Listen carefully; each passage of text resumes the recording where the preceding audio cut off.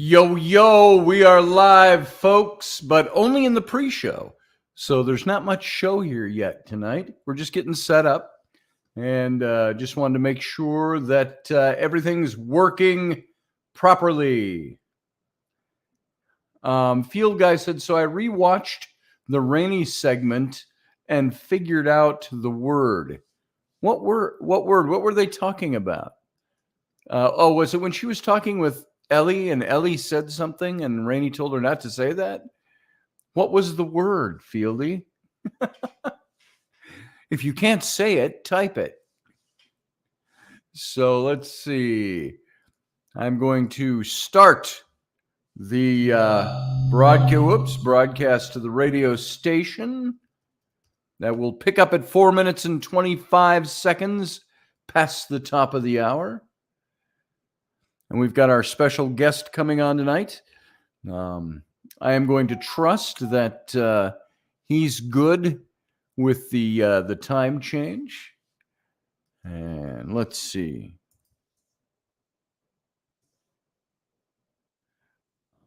Equals.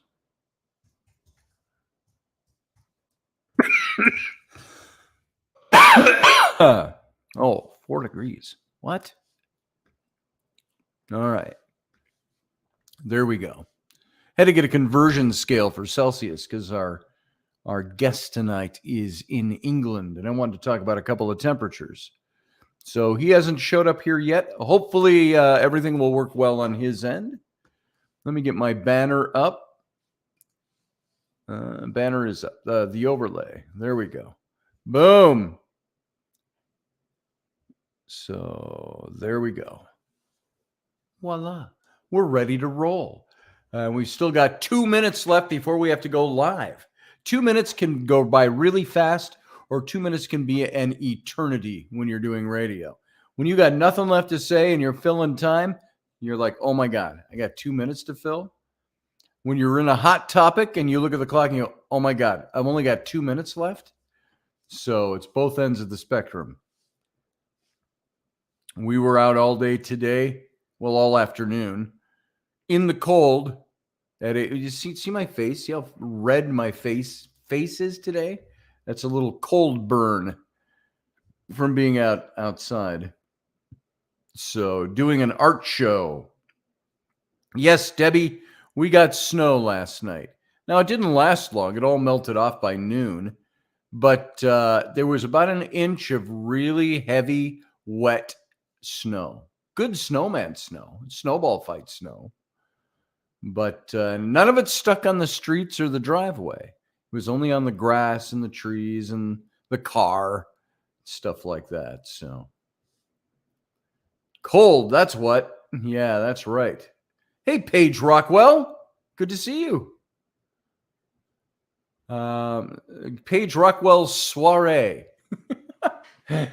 When you can't pronounce the name right and you keep forgetting how to pronounce it, you just try to make some comedy out of it. Paige Rockwell's soiree.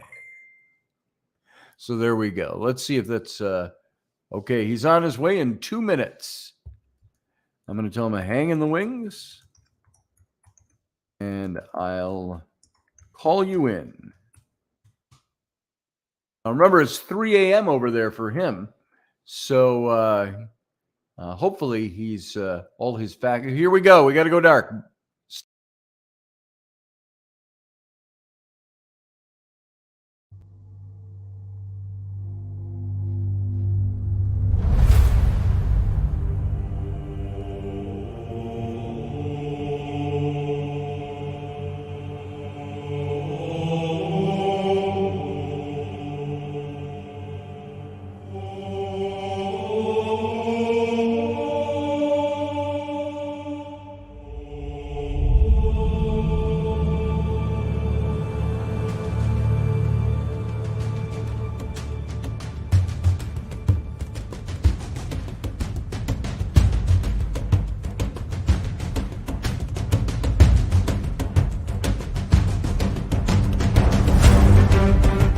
The Intrepid radio program with Scotty Roberts.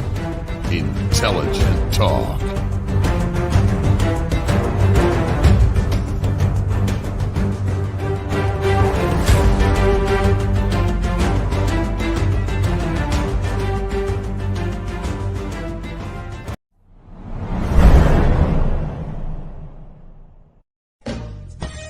Are you looking for a really awesome and amazing graphic designer? How about an illustrator or a photographer? This is Rainey Roberts, and I wanted to tell you how you can get my designer, illustrator husband, Scotty Roberts, to work for you on your project. Do you have an awesome self-published book but no cover, or even worse, a cover that really sucks? Do you need a kick-ass logo for your company or some f***ing awesome graphic designs for your ads or website? Then get in touch with my husband for the best f***ing awesome kick-ass design and illustration. He knows his stuff, and he's been at this for more years than I've been alive. Go to ScottAllenRoberts.com. That's Scott with 2 T's, ALANROBERTS.com to take a look at his online portfolio of work, or call 651-468-8115. Now go out and kick some ass with some kick-ass graphic design. Hire my dad, so he can take me to Disneyland.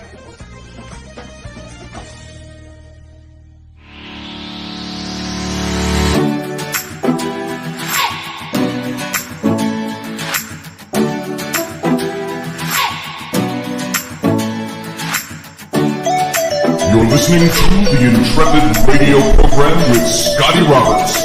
Intelligent talk.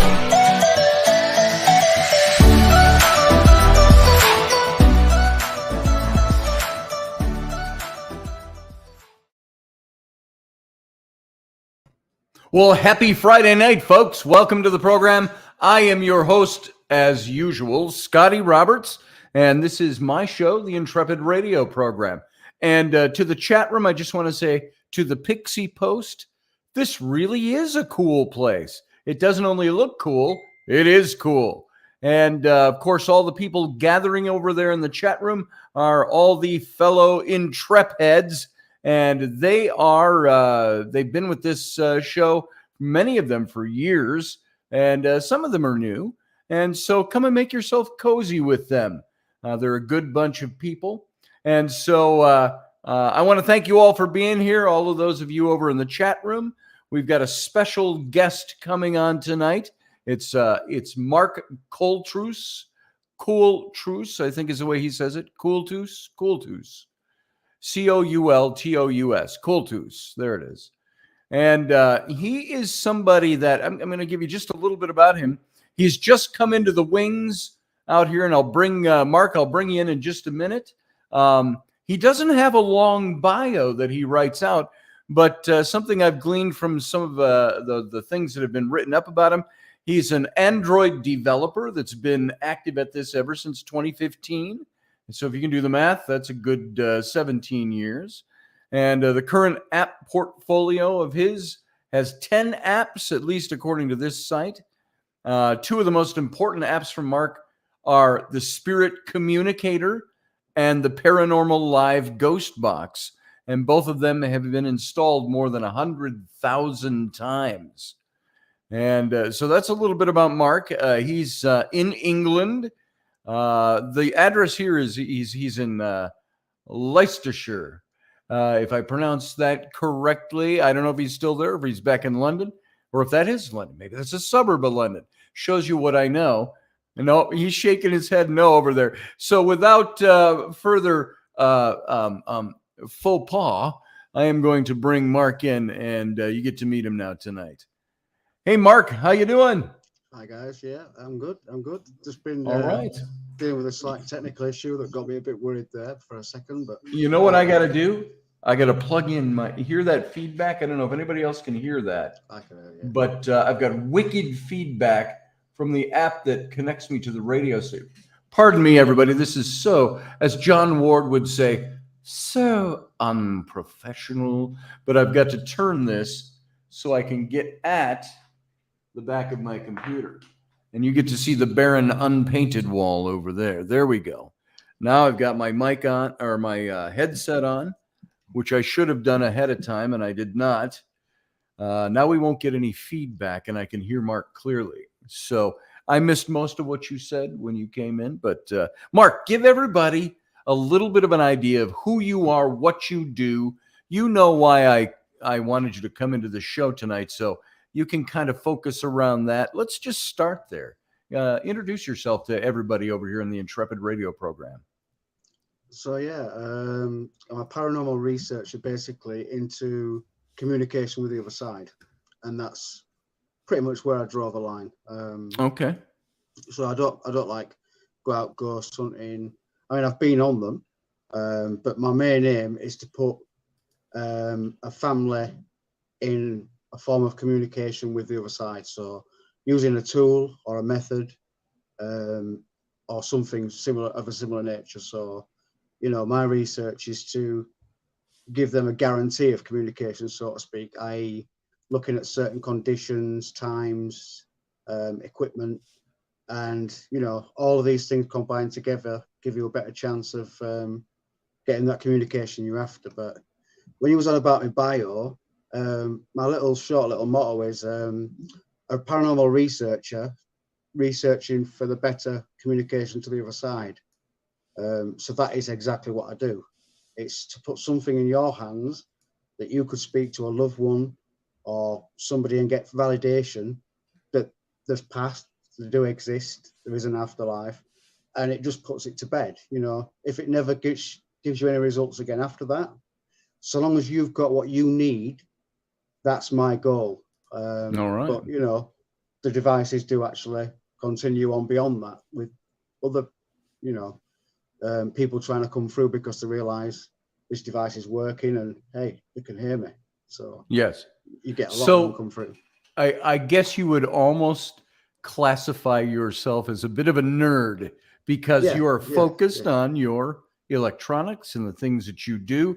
That's what you live for. Amanda Berry down in Australia says, bet Mark liked playing with crystal radios and stuff like that growing up. Yeah. So, yes, that's I used to have a little, I don't know if I think you get them in the States. It's like a little kit with springs on it. Yeah. And they've got little diodes on and LEDs and parts for radios. And you just used to rig the wires up between the little springs based on a little instruction book. And that's what got me going as a little kid. I have an old radio and it's not here right now. Can you do, maybe this is jumping way ahead of describing what you do to asking what you might be able to do, but can you take I've got an old radio from 1938 and it's still got all the old vacuum tubes in it. I don't know if they've ever been replaced somewhere along the way or if they're just resilient as hell, but you turn that thing on and I can pick up the radio stations, but then it starts to glow orange very brightly. Can you use equipment like that to do what you do with spirit boxing and ghost boxes and things like that? Can you use vacuum tube driven radios? I wouldn't say I could modify one, but you could definitely use one. Yeah. I mean, it wasn't uncommon in the old days for spirits to come through radios anyway, in general. And the orange that you're on about, the reason why the equipment was so heavy back then is because of the valves, the big valves. Yes. And they do, to let their resistance off, they do glow quite a lot. And you'll notice when you first turn it on, there's no sound. It has to warm up before you get the sound come out. And that's what the old equipment used to do years ago. But you could just literally have that in between. What I was taught by Frank Sumption is to use something like that in between two radio stations. And then in between the two radio stations, you'll get the mixture of the voices together and they'll form into a form of communication when a spirit's ready to speak. All right. Well, that's all interesting stuff that goes over my head because I'm not an electronics guy. But I have used some things. My wife tends to be the electronically inclined in our relationship. She's built one of those SLS cameras where you see the little stick men, and it works. She built the original Shack Hack that we had, which I'm sure, I don't know if you're familiar with the name of it, probably are, where you took the old Shack transistor radio and rewired it, and she did that. And we pick up all kinds of stuff. So let's maybe go back to the beginning of this for everybody. Everybody here that listens to this show is fairly interested in paranormal research or ghost hunting, whichever you want to call it. They enjoy the talk of it. We're all intrigued by good ghost stories and all of that, just like half the people that exist out there. But there's some of us that do the hands-on stuff. And when the spirit boxes first started coming out, I happened to have, and I showed it to you the other day. Here, I'm going to go grab this. It's sitting on my shelf over here. I have an original Frank's box that was made for me by Frank Sumption, the now late Frank Sumption. And he was, correct me if I'm wrong, he was one of the first who was really doing this kind of work. And what's neat about this was his spirit box. Now, Rocky Stucci, those of you who know Rocky Stucci and I, we use the new like SB11 or something like that, and you get your spirit box. It's all electronic. This is what Frank Sumption made for me. And it was one of the original Frank's boxes. And this is how he made these things. This is what that looked like. And he would burn all the controls into it. And you can see right there where it says 2010, that was his little character signature. Yep. And Frank Sumption, he signed it there in wood burn up at the top. And so these are, you're never going to get a new one of these anymore, because he used to make these before he passed away almost 10 years ago. But that's my Frank's box. So that's how many of us were introduced to picking up ghost voices. That makes me heart pound just seeing that. What's that? Oh, yeah. Nice. Yeah, that's what I hear. I saw somebody on a television show that had, what was it? It was Dave Schrader's new television show. They just wrapped their season, The Ghosts of Devil's Perch, which is Butte, Montana. And their tech guy had one of he builds all kinds of stuff, ITC devices, but he had an old Frank's box. It was built into something bigger than that, some big phonograph or something. All kinds of different things, yeah. Yeah, that was pretty cool about his stuff. They're all unique and they're all original. But no matter what they look like, you can always tell it's a Frank's box. That's the most amazing thing. Yeah, you can look at one built out of anything and go, that's a Frank's box. Just by the markings that he puts on, the knobs, just by the look, by the wood burning. I'll just show it one more time because it's fun to show. Just by the wood burning that he did with all his switches and his dials, and there was something, and we'll get into this a little bit later tonight too. You mentioned to me the other day that something about this is Frank's box 89 right there at the top. And that there's something different about the way he did his settings that is the best way to get. But what most people nowadays, they started taping EVPs and then digital EVPs. And then people started going to the Frank's box and the Shack Hack after that. Pardon me. And the all these different things. Now you build these spirit boxes. What is it that you do differently with yours?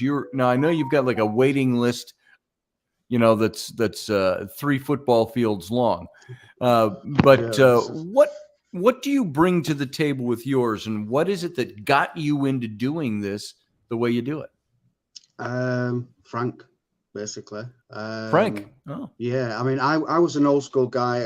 I used to do paranormal investigations years ago with friends, just for fun, before it was all big on the internet. We'd just go out with a normal camera that we'd have to take to get the film developed. The dictaphones that we had was the mini cassette ones or a full-size cassette player. Everything was done non-digitally back then. We always got really good results. And I got to hear about Frank in the Yahoo groups back in 2003, I think it was. And I used to talk amongst all the other people in there with him. So I didn't really know him as such, but I knew who he was and what he did. I remember I had an old scanner and I just tuned it up and down, and I got some quite good responses from it. I was just like, I've got to have one of these boxes. So from then, I pestered him over the years, and just never really stood out amongst the crowd, so to speak, to get one of his boxes. And then 6 months before he died or so, I got talking to him on a personal level. I did on Facebook, I was well chuffed that I were friends with him. But then he was passing off some knowledge. I said, look, I want to make a ghost box, which is now currently the Paranormal Life Ghost Box app. It's a genuine ghost box that's in my house. And yeah, I spoke to Frank about it. He says, look, this is what I want to do. This is what I've done based on the knowledge that's on the internet. And Frank was like, oh, no, you know, give me some schematics and says, you do it such and such way. And then, you know, I sort of built that technique that he'd said, questioned him a bit more. He told me some more details on some little tweaks that I needed to do to just to be able to adjust it to be in any particular radio rather than one style. So it wasn't like one model fits all of this device. You had to alter the kit formed sweep that we use to suit the radio basically. And yeah, so Frank basically got me interested in it. And from then on, I never bothered with dictaphones and stuff like that anymore, other than to record a ghost box session, because I was just like, wow, it blew me away, honestly. The stuff that comes through, it blew me away. But I mean, as we spoke about the other day, when I was a child, unbeknown to me what I was doing is I used to mess around with the radio, with mum's radio, and tune it all the way down to the far left, which would be 88. And it was just white noise. And I used to talk to people all the time with a little toddler. I'm wearing nappies, you know, and I'm literally, or diapers as you guys call them, you know, literally talking with spirits then and not even realizing, you know. And later down years in life, I come across Frank, and I think that must have sparked back a memory that I'd lost of what I was doing as a child. And that's where the interest came from, you see, because I'd done it in the past. And it's like, I don't know, some things you do as a child, if you forgot about it when you're an adult and you pick up on it again, you suddenly wonder why you've got a big interest on it. And it's because you did it as a child, you see. And yeah, the ghost boxes, ever since then, I've been addicted. I said I'd show you one. Yeah. This one here actually isn't the way they normally are. It's very similar, but if you can just look at how the speaker is on that. Yep. This is just a test box that got abandoned. Because basically the box that I do has got white noise in between the stations, whereas this one hasn't. And it was one that I never released. I never made it into a form that I can reproduce, so to speak. Not like the Coultous box that you know of now. I wanted to have a piece of Frank in there because of what he taught me. So I tried to make the speaker look a little bit how his is. I could never get it the same because I'm not Frank. But I also wanted people to recognize my work by making sure everyone looked the same. So they'll all have like a knob there, switch there. Right. There. You know, everything's all in its place so that if someone saw one, they'd be like, yeah, that's a Coultous box. And that's a bit like, you know, I've never hidden that Frank taught me. And that's the beauty of my box. It's not, I wouldn't say it's me. I'd say it's Frank living on in me and what he's taught me, you know, as to why they're so good. I'm curious. This is maybe an odd maudlin curiosity, but have you ever spoken with Frank through one of the boxes since his death? I've had his name come through and what I thought was Frank, and I've got it recorded somewhere. It was very brief, but even then, I don't believe so, no. I connect with Frank in a sense that I'm thinking about him and concentrating on him when I'm building the boxes, as so I've got a connection with him as though he's here with me. But no, I've tried many times to get a direct communication with him, but he always did tell me he would never come through one of his boxes. Okay. That was just interesting. I wondered, because I haven't used this box that he made for me very much. Mostly because I've had more modern equipment and I've used that and I've never thought of taking this out. I had it kind of sitting on a shelf as a keepsake. We did bring it to my wife and I to a little research investigation that we did back almost 2 years ago now. And we got a few things out of it, but I don't think we were using it as properly as we could have at the time. So what is it that when I know you did a lot of talking with Frank and you started building these things yourself. What was that moment where you said, aha, I've hit on this? I think I'm getting this to work, and I'm getting this to work in a way that a lot of other these things don't work. There was some decisive thing that you must have experienced or heard or communicated with. Can you share that with us? Yeah, there's not one specific thing that I communicated with. This is the most amazing thing. With these, as I explained to you, obviously behind scenes and what people don't know about is I was in the middle of learning from Frank, and then he died. I spoke to him the day before. The next morning, I went to message him, and before I got even to open my messenger, I'd seen on the Facebook wall post that Frank had passed, bless him. And yeah, so I was kind of like a stalemate where I couldn't finish the box. So I had to tweak it, and I asked Frank for guidance. But as I was tweaking it and changing things, it took me about 3 years or so. Plus 3 years, did you say? Yeah. Okay. To get it perfected how it is. And what ended up happening is I was tuning, and all of a sudden I just heard a big mash of things calling my name, but I wasn't doing a session as such. I was just tuning it, tweaking it up. It's sweeping up and down, and I'm just hearing them talking like, "Hey, Mark," and I'm just like, this isn't right. And I, as you can, I don't know if you can see, but this is my back door here. So if I go for a cigarette, I go out there. So I've got my box on here. I've gone out there for a cigarette. The wife's on the couch there. I come back in and she's pure white, and I'm just like, "What's up?" And she's just like, "I can't believe you left me in here with that thing turned on, sweeping away whilst I was out in here by myself." And I'm like, "Why?" She's like, "There was all calling my name. There was calling your name." And I was just like, wow. And that was it. So from then on, I'm just like, right, I need to test the values of what I've just put in here. Right. And write it all down. So that's what I did. And and I've created like a benchmark that has to just be slightly tweaked on every box, but to get it to where it is. And that's what got me, the fact that I can turn them on every time and just ignore it, not even have to say anything to it, and it'll start calling out my name or talking about what I'm doing, if I'm eating a certain thing or drinking tea. I've had it once where I've gone, I've sat there, I've just gone, "Oh yeah, oh, what am I doing?" And I'll just go, and I'll be drinking my tea, and they'll just say something like tea. And then on one of them, it went tea too sweet. And I had this on a live stream as well. I used to do a lot of live streams as I was building them and testing them out and tweaking them up. I'd show people, I'd go, right, so this is the box now working like a radio, sweeping up and down, but it's not a ghost box yet. So anybody to look at and hear, they think it's a ghost box. And I'm saying, and I'm showing them the difference between how it sounds as a sweeping radio to over 2 or 3 sessions of me tweaking it and adjusting things and changing things over 2 or 3 days of streams. You'd see it grow from being just a tuning radio into a speaking box that's talking to you.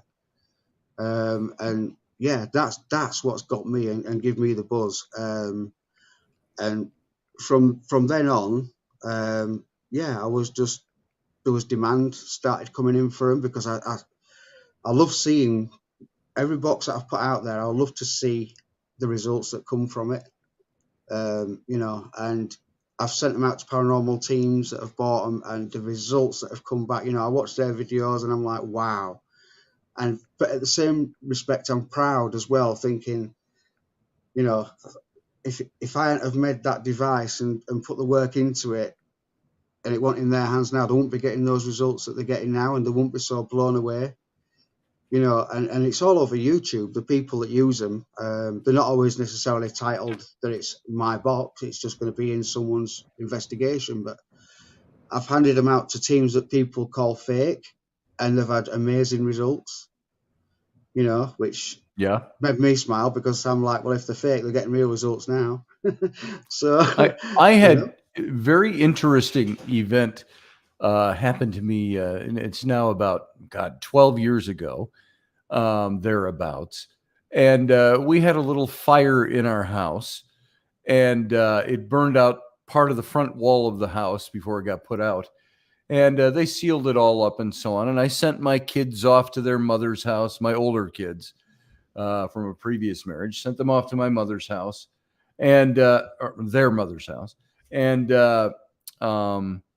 Rainey, we didn't have any kids of our own yet, and she went off to stay at her mom's for a couple of days, and I was going to clean up because the house was all smoky and all of that kind of stuff, and just even when it was all cleared out, everything stunk of smoke, and you know the difference of the smell of a house fire versus a campfire. And so anyway, one evening I had a friend of mine named April Slaughter.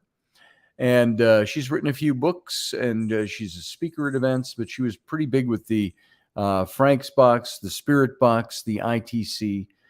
And she called me up on the phone, and she said, Scotty, I was just doing a Spirit Box session. And she lived, by the way, many states away from me. She lived at the time, I think, in Massachusetts. She might have been down in Texas. I was in Minnesota, if that makes any sense to you. I recognize the places, but I couldn't put the thousands of distance miles between the two. apart. Yeah. In other words, it's probably the easiest way to say that. And she said I was doing a Spirit Box session, and I had to call you because it called out your name, then asked me to call you to let you know that it wants you to connect with another guy who was doing Spirit Boxes, Christopher Moon. Yeah, I know that name. And she said, it said, tell Scotty to call Chris. I don't know the exact words it used or the structure of the sentence. And she said, I just thought it kind of weird, and I thought I better call you up right away. She said, I've never had my box tell me to tell somebody else to call somebody else's box. And I said, of course, I had to take advantage of the moment. And I said, now let me get this straight. Your box has a message for me. And of course, we laughed about that. And she said, yes, you've got to call Chris. And the interesting thing was that she and Chris were not on good terms. They had used to be very good friends, and they had had a falling out. And she said, so I don't know why it's asking me, why it doesn't just give me the message it wants you to know. It wants you to call him and have him do a box reading for you. Okay.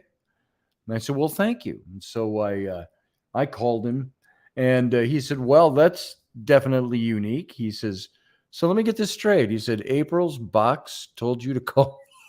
And again, a little locker room laugh. And I said, yes. And so he said, give me about a half an hour and let me call you back. Let me get set up. And so he got all set up and called me, and he gave me some awfully strange messages, and they were awfully accurate. I could hear it speaking in the background. They were accurate to business situations I was in and problems I was having in those situations. And he also, and he was spot on, by the way, the box was. And at the end, he said, it just told me you're going to have a visitation tonight. I said, well, that's great. You know, here I am, I'm all alone. Creepy, yeah. All right. Can you tell me what's this? He said, I have nothing else. It didn't give me anything else. So to make a long story short, there was something that happened. That's a difference. We can get into that another time. I found it unique and wanted to present that to you as saying, these spirit boxes are obviously connected to people. They connect themselves, it seems to me, to certain people. April's box connected to her, telling her to have me call another guy 1,000 miles away and have his box talk to me. Is that because the person on April's box communicates with the guys on Chris's box? But you know, what do you make of a situation like that? How would you mathematically decipher that little scenario? Well, my boxes, I've always said that when anybody gets one of my boxes, I always think of them in mind. So they used to like pre-order them up front. So if I was, say, like making your box, I'd have you in mind.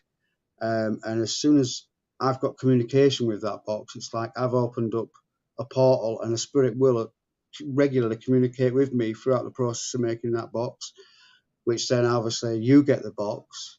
And I do honestly believe that that same spirit that I'm communicating with kind of like owns that box, so to speak, Mhm. and that spirit will entice other spirits to come and use the box, a bit like a guide that follows the Okay. box. But I would call it more possession. It's almost Okay. like I use the box, and that box is now possessed, just like a Ouija board would be. If I had a Ouija board and used it and then passed it on to you, there's a good chance if I had communication with it that could be possessed, and I've now given it to you. So Okay. just as it worked for me, it would work for you because it's now possessed. So pretty much that is the spirit of these boxes. Is the box, regardless to who's made it for you, really. Once you've got a box, it becomes your own, and there is spirits that realize that you can hear them, and they will follow that box and follow you because they know that you've got that form of communication. Is that Um, why sometimes you get a jumble of different kinds of voices coming through a spirit box? yeah, Because they realize it could be hard somebody's listening. sometimes. It can be hard sometimes, yeah, to have direct communication with one person, because you can have loads of them come through, and then you're like, well, this isn't real because that's not to do with Jeff. My uncle Jeff never did anything like that or knew anybody by that name. And then people would obviously start then discrediting the box, saying, well, oh, it's just all fake, it's fake. But there's definitely moments that come through on the boxes with communication that is unquestionable. You know, there's no way on earth it could just be Right. radio chatter. You know, so they don't always use their own voice. Like I said, my research is I'll give you a little example of something real brief. If you look at a waveform, how it works like that on you know, you see it go like that.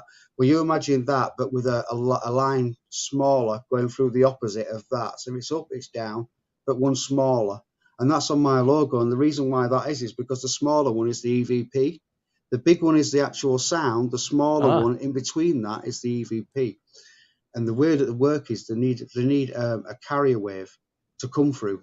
Because they don't have a voice, they need a vibration to carry their vibration across, but adjust it, So so to it's speak. sound. It's sound frequency. It's frequency. It's Yeah, vibration. yeah. Okay. But we can't. Their frequency we can't hear. We can't pick up. So what they need to do is they need to use one of our frequencies and interfere with it, so that then we can. Because in those gaps of the frequency vibrations, and they're putting theirs in between, now we can hear it.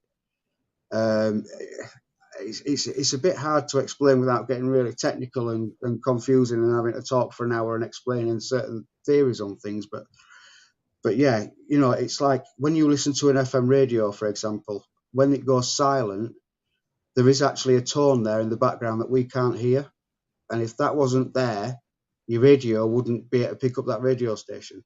The radio waves wouldn't reach from the transmitter to your receiver. There has to be some form of sound at all times for that transmission to be there. So even in the silence, there's actually a super high pitched tone in there that we can't hear. And that's called the carrier wave. And then the music plays and then we hear it. Or they speak and then we hear it. But it has to go across a carrier wave. A bit like a train track. Sarah put up a question here, but before we get to that, on the heels of what you just said, you had mentioned earlier that your boxes that you build, you have the boxes that have no white noise. Now, my understanding was, is it a misconception to say that spirits can only speak audibly? You can only hear them or record them if there is white noise from which they can gather whatever it is they gather to make tone and sound. Is that correct? But if you've developed a box that doesn't have any white noise, this answers Sarah's question as well. They can alter the sound, this is where it gets really good now, because you can just use white noise, which has got a full range of tones in there, mishmashed in one, and they can manipulate that to become a voice. But the sounds of like how my boxes normally work is, it's not so much the white noise that you're hearing in my boxes, it's when the stations cross, they manipulate the sound. So sometimes it'll get louder or slower than it's actually scanning, specifically so you can hear it. That's them manipulating it. So this is how you can tell radio from a spirit, because what'll happen is you'll hear the sweep at a certain speed, but suddenly it'll slow down on a couple of stations, and as the channels cross, you get a form of 2 or 3 words that eventually form a sentence. So yeah, they manipulate sound, and one way of explaining it to you is like these earphones. If you was to get one and put it in your mouth playing music and go, you can actually create sounds with your lips from the speaker. We've probably done it as a kid. Loads of people. I have. I'm a geek, so I sat there and played. I've played around with sound. So yeah, I've put it in my mouth and gone wow, wow, wow, without even using my voice. And they use the same thing. They can manipulate the sound of music to sound like words, and a lot of responses come in different forms. So they can come in the radio host's words, because that's the word they want to use. They can manipulate a word between 2 or 3 stations to create a new word with just snippets of words. The words can be sang. You know, there's all different ways that the voices come through. And once you've had a box for so long and heard this come through, you start to hear it naturally without having to listen, if you know what I mean. Okay. Like, yeah. Some people have to really listen, and they're like, right, was that something there? Did I just... No, it's, that's not good enough. You want to be able to sit there, turn it on, and just hear things in the background. Just go, oh wow, that was clear. Yeah, that just literally, But it comes with time. You can't just turn one on and start hearing things naturally unless you've heard a ghost box before of any kind, or an app, or a form of ITC that's similar. So like mishmashing sounds, like how the apps work, basically. The sounds, like my apps, to work from a sound crossing over another sound at variable volume levels, and the sounds are always different every time. So there's never 2 sounds the same. If there is, it's very rare that combine together. So the spirits manipulate that to give you the sound that you want to hear, or the sound that they want you to hear, so to speak. Okay. So yeah, I do believe you can use both. You can use the white noise, or in this form. I mean, if I was to turn this on now, it's completely silent, but eventually stations will just start coming through, because it's not really finished yet. I've not tuned it properly to the radio. So what happens is, I don't know if I'm too close to the computer, you will hear some static as it's going between the stations, but it'll go silent. Hey. But this has got, like, when the static comes on this, you can hear it's not just a normal hiss of the radio. But it just comes in and out, in and out.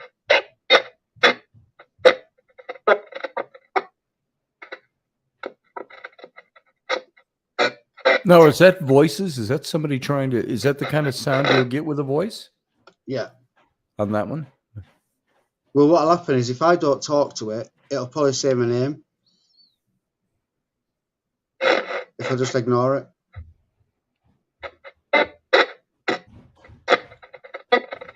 Like, what comes through is you just hear like rubbish, but then it'll just come clear.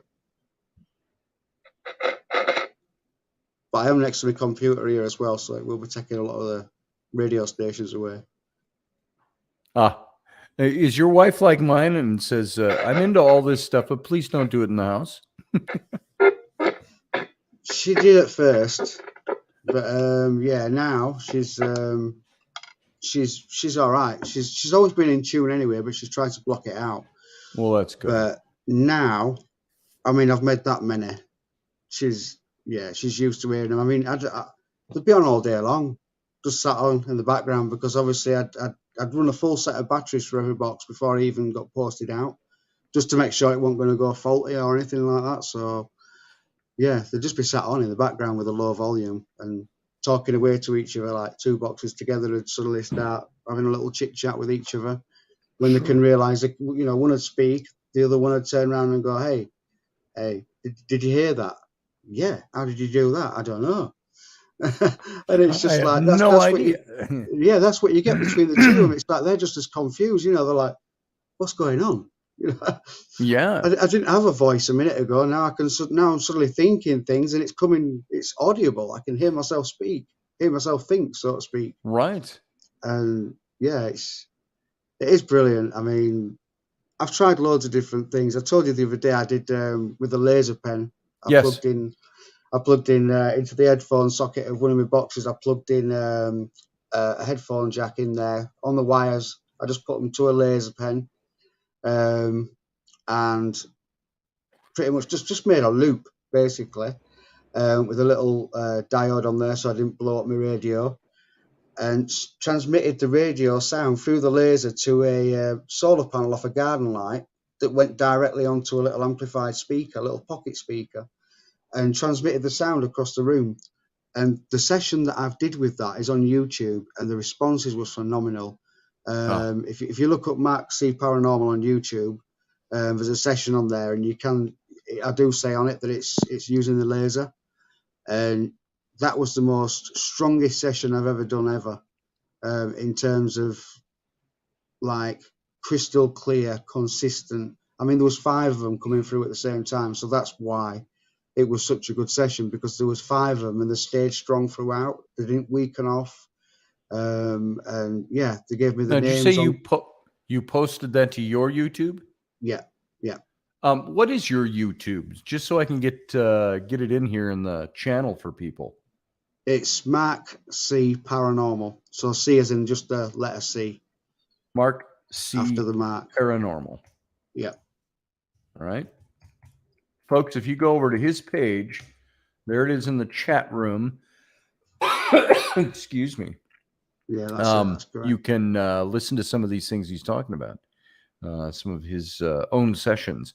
Now, did we ever get to? I've got the question still up here from Sarah Yusuf up on the screen. Can spirits take advantage of the predictive nature of sound? They can take advantage of how sound is, yeah, because that's how they manipulate the ghost box. You know, one was on about the white noise and the thing. Well, they either use the white noise, which is they are taking advantage of that. But yeah, they can take advantage of sound for sure. You can hear them using all different types of sounds that's not a human voice, but still make out what they're saying through crinkles or crackles or sure. You know, you could even have somebody walking through leaves in the woods and make out voices from the sound of the really? Leaves. Yeah. See, I've never even thought of that possibility. Yeah. It's all there. People just, you see, the trouble is people don't, because they're not aware of this stuff and they're just busy going about their life. They don't think about that. They just hear the crackles of leaves and that's it. But if you're aware, if you're fully into ITC and not just instrumental communications, but in general sound communication, yeah, you can sit there. I'll give you an example. Have you ever had the I don't know what you call it in America, the Hoover, the vacuum?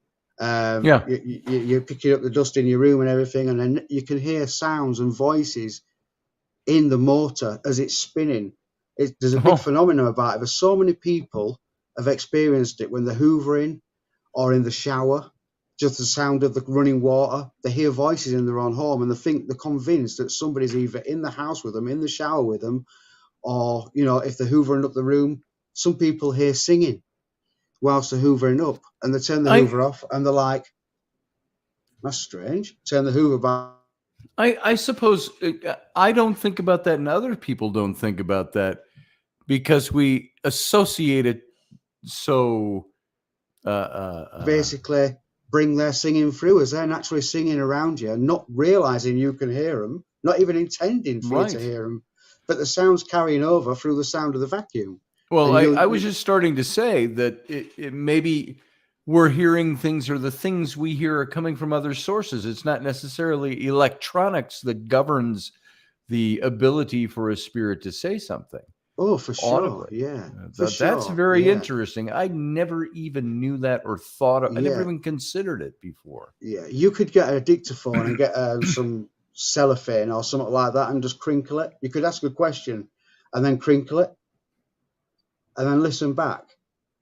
And the chances are you've got more chance of picking up an EVP in that crinkling noise than you have of just asking a question and sitting silent. Really? Yeah. That's really interesting. Yeah. I suppose that what that immediately opens up in my mind gate is all the old romanticized poems and songs you hear of, and I heard him speaking to me on the wind and things like that.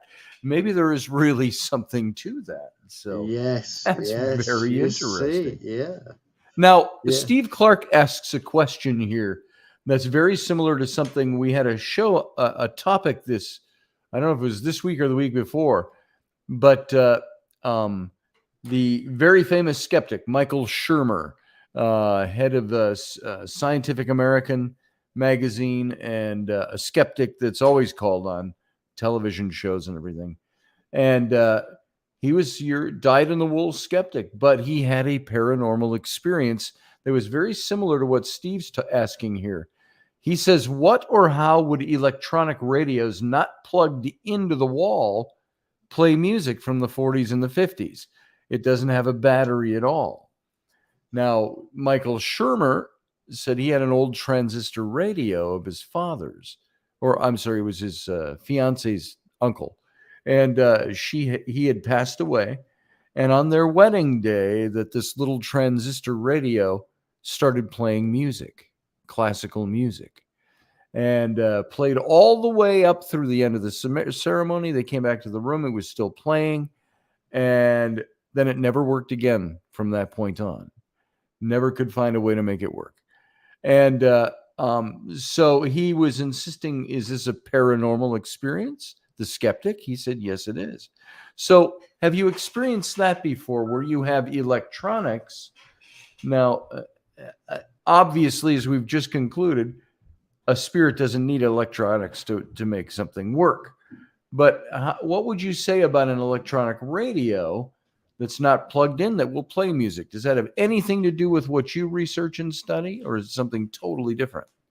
No, it's totally different. I could say how, I could kind of work out how it's happening to an extent up until the fact of what music it's playing. I can explain how it's powering up, but the music that it's playing, I can't explain. The powering up side of things is basically it's using it.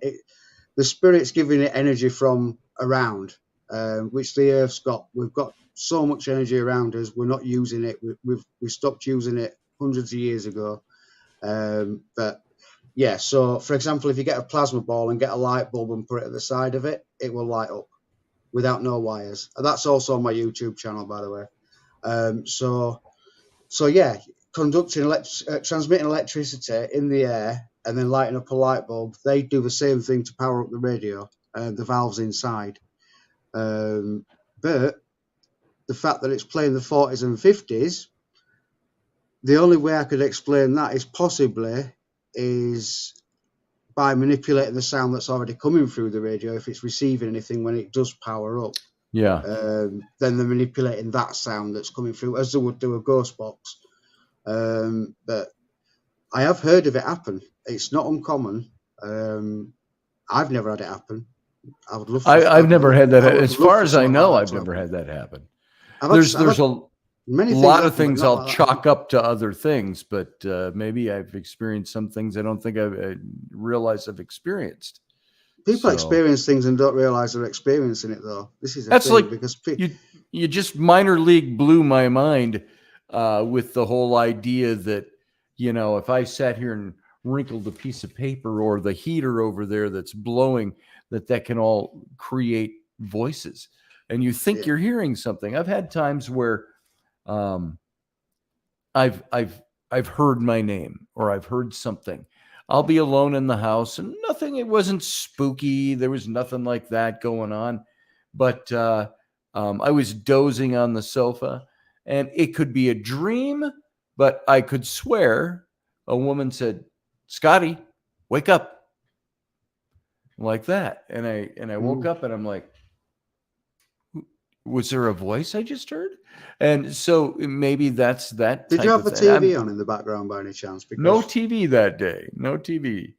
And I'm just speculating when I say this at this point. So you don't know what it is. But. I've had it happen when I've got the TV on in the background, and as I'm just dozing off, like everything just, like whatever's on the TV starts playing my own version of it in my head that's completely different to what's on the television, so to speak. And before I know it, it's almost like I'm in the film.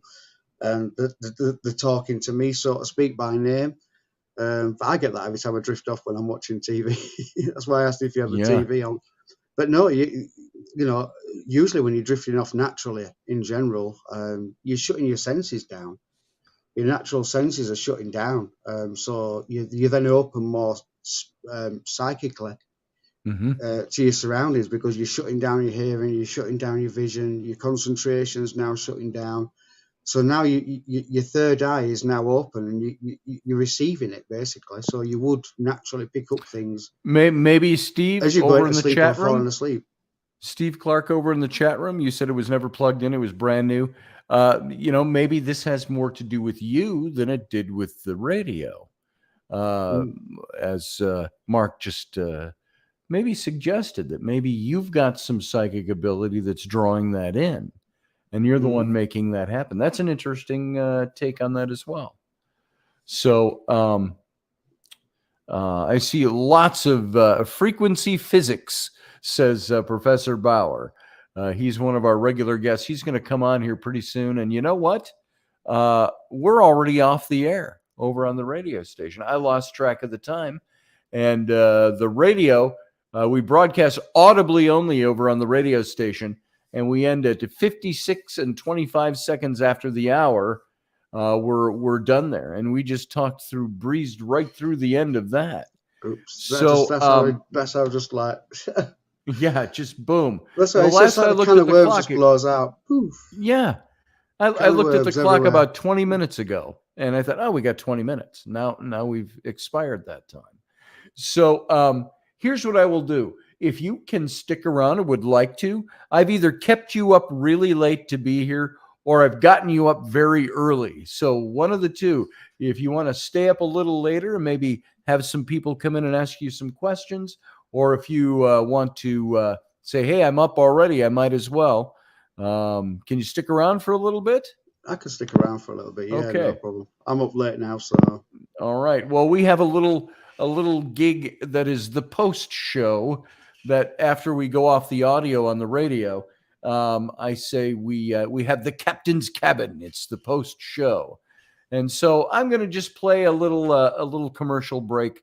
And not long, it might give you a chance to take your own, as Ken Ballas would say, KB, I need to take a commercial break, he'd say.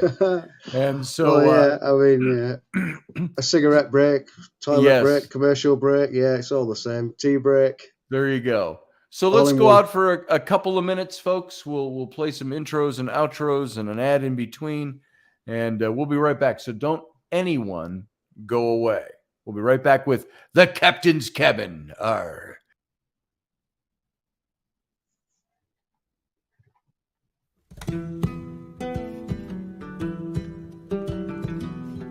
Join us every weeknight at 9 p.m. Central Standard Time, 10 p.m. Eastern.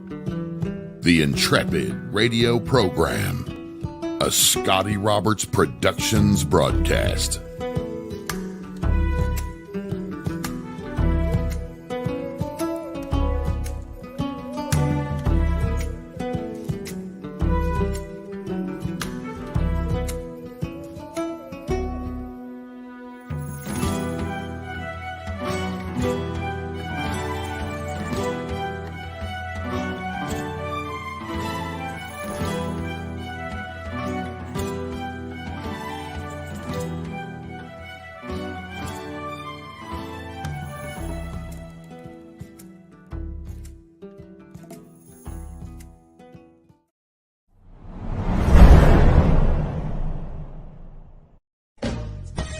Are you looking for a really awesome and amazing graphic designer? How about an illustrator or a photographer? This is Rainey Roberts, and I wanted to tell you how you can get my designer, illustrator husband, Scotty Roberts, to work for you on your project.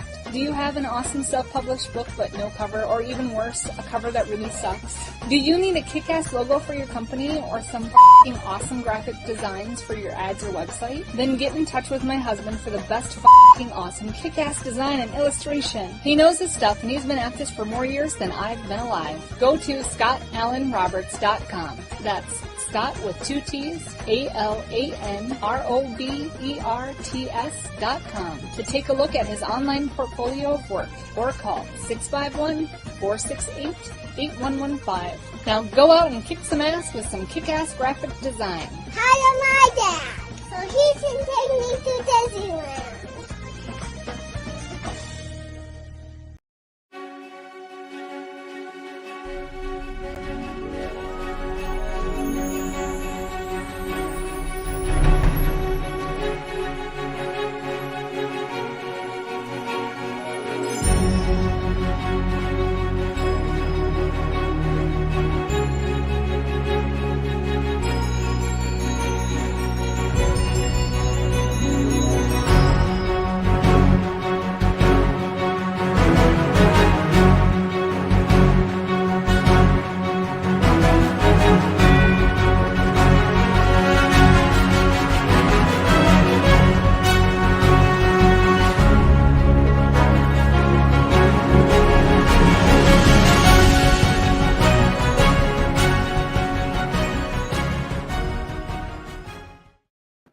Well, we made it through yet another week. Welcome to the captain's cabin.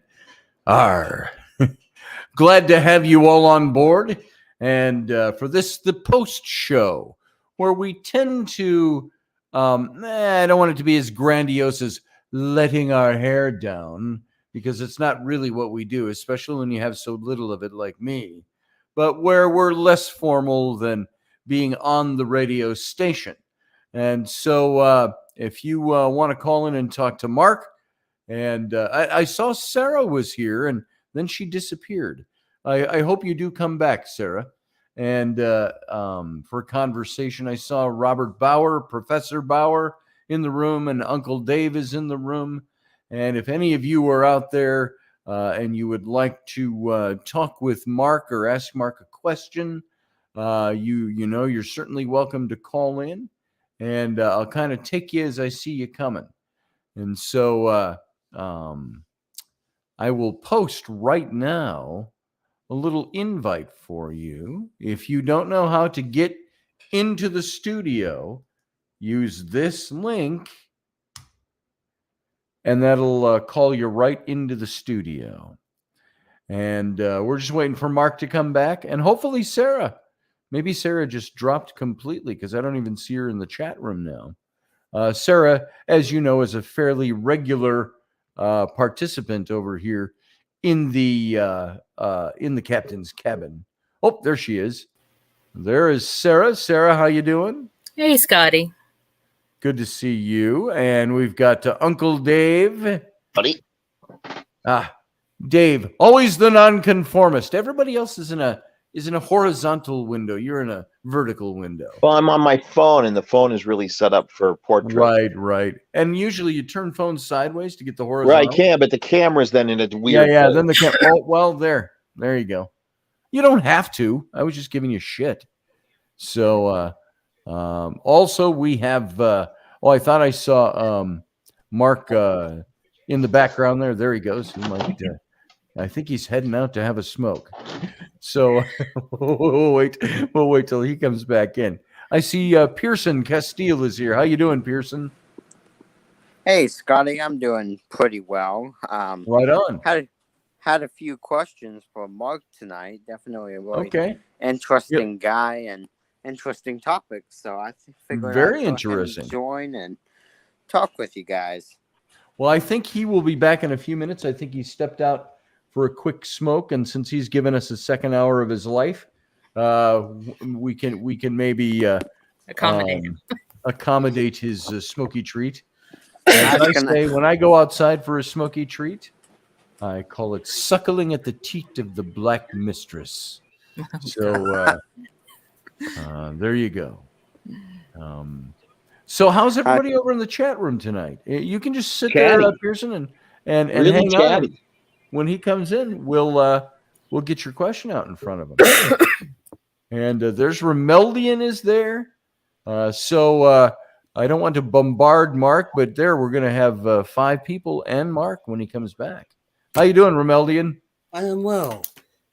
Outstanding. Field guy says, sucking what now? The teat of the Black Mistress, field guy, or Dark Mistress if you prefer. So, righto mito, says Manda. Amanda Mandy Mando. Amanda Mandy Mando. That's almost like magic. You expect something to happen. I need to figure out how to change my title name like Romeldian does.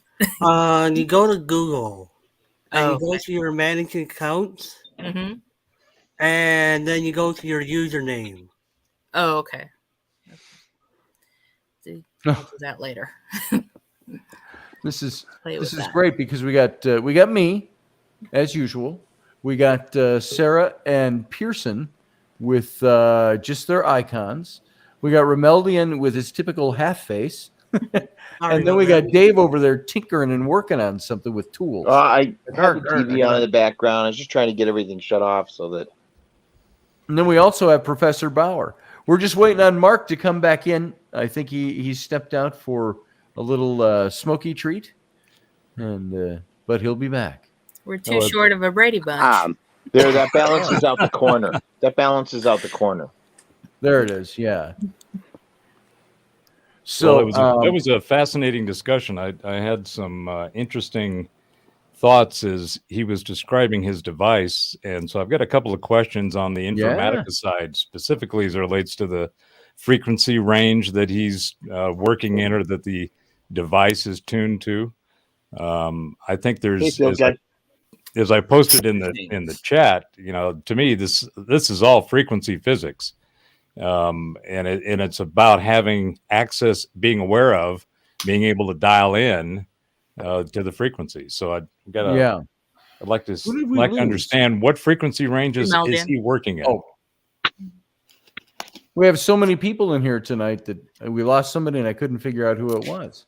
Well, Michelle, Canham Free, why don't you come on over and help pack the house? Yeah, don't be shy. Don't be shy. You too, Amanda, down there in I need some Australia. other girls in here. Yeah, I always feel Sarah's sad the for only Sarah. girl. Or, I'm sorry, that's Lady. so not politically correct. You're the only chick in the room. Well, Sarah, He's a just token so skirt. you know, I've been identifying as in my feminine side all day long. So, Oh, well, good for you. I have not yet touched my feminine side today. So, there's Romeldian. He popped back in. Oh, I think Mark's coming. I'm going to bring Mark in. Romeldian, just sit tight there. I'll bring you in a minute. Okay. So as soon as he gets his headset in, I'll know he can hear us, and then we'll be ready. Yeah, Roger, would you? Over in the chat room, Roger said, I could identify as a chick tonight if that helps. All right, I think we have Mark is back, so let's bring him in. Look at this. I've got 3 rows of people waiting to talk to you. Nice I didn't have to bring them in all at once. I didn't have to bring them in all at once, Mark, but I thought I would, just to show you the level of interest. Hi, guys. I think this is the most people I've had in this chat room at one moment. You have the Brady Bunch boxes up now. All night. Just about the Brady Bunch box. Oh, we lost Romeldian again. So, everybody joining us on the Captain's Cabin tonight, welcome back, Mark Coultous. And I keep putting an R in the last syllable of Coultous. Mark Coultous.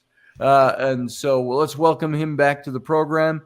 And as you can see, we got a few of our regulars in here for the Captain's Cabin. Sarah Youssef is one of our regular contributors. She happens to be the only, to be politically correct, the only broad in the room. And then we have Uncle Dave Potter. He is generally here. And also Professor Bauer. And so, boy, somebody else is popping in. Oh, it's Romeldian again. Let's see if Romeldian, once I see your face, I'll know you're here. Just got a white screen. So, Mark, we're gonna put you on the hot seat. Maybe not so hot, but everybody's got questions for you. So let me try to moderate a little bit, and let's just start at the top. Ladies first. Sarah Youssef, what have you got going on that you want to talk with Mark about. Well, I mean, I think it's fascinating in the way that you talk about, what EVPs are, in that the EVP frequency, it has to be piggybacked on a carrier sound frequency that we can understand on. So I find that, really, really fascinating that there has to be some level of, I guess not really resonance, but of how we're supposed to be interacting with, the spiritual side or the spiritual dimension, with are able You to got that right with resonance, in by this the way. In this side, in our dimension. So have you, I mean, I know that you also work with, Android apps and that sort of stuff. Because me, I'm a geek as well in terms of, looking at data and stuff. So as far as, narrowing the bands of, the frequencies of which EVPs are, taking the frequencies like you would get from a class A EVP to fine tune the ranges in spirit box sessions, or I guess is it also dependent on location and the types of frequencies that are existing in the air, like like in the UK they may have different frequency ranges like we would have in the US. So well, I know if you was to say to somebody, is there a specific range, low and high, to set like an equalizer at, for example, right, doing recordings, I wouldn't say there's any specific set frequency, because they always use whatever carrier wave is possible. right, so I wouldn't say location matters as such, in the terms of either going out to a haunted location or just being in a normal neutral home. right, I do believe you've got a more chance of more negative energies coming through if you're in a haunted location, as opposed to being in your home. So it would seem like the evidence is more stronger elsewhere that's haunted, if you get what I mean. So the location you would think would matter, but you could do this any way you wanted. So as I explained with the crackling, you could do that anywhere. You could do it in a soundproof room where there's no interference from sound, under a lab condition, and still get EVPs. Not necessarily straight away and all the time, but you do have to make spirit aware of what you're doing, and invite them in, explain the circumstances. If you were doing it in an experimental way, that is. But in general, like I said, they will use anything, literally anything. They could use the sound of a car engine. They could use the sound of someone's voice. So many a time, if you've watched Paranormal Investigation, someone will speak and a spirit will speak over them. right, And it's ruined the EVP. But yeah, it's so clear, but you can't hear what they're saying. And you're like, it's there, but it's over my voice. And again, they're using your voice as a carrier wave, manipulating the sound waves to carry their own, so to speak, so that you can hear it. So it's a bit like them using a graphic equalizer to bring the tones that we can't hear into an audible form. Is probably the easy way to explain it in short form. But technically, we can't do that ourselves, if you know what I mean. We couldn't just think, right, well, they're speaking on a lower frequency, so let's just higher it up so that we can hear it. Not without a carrier wave first. right. Well, that's all interesting stuff to me.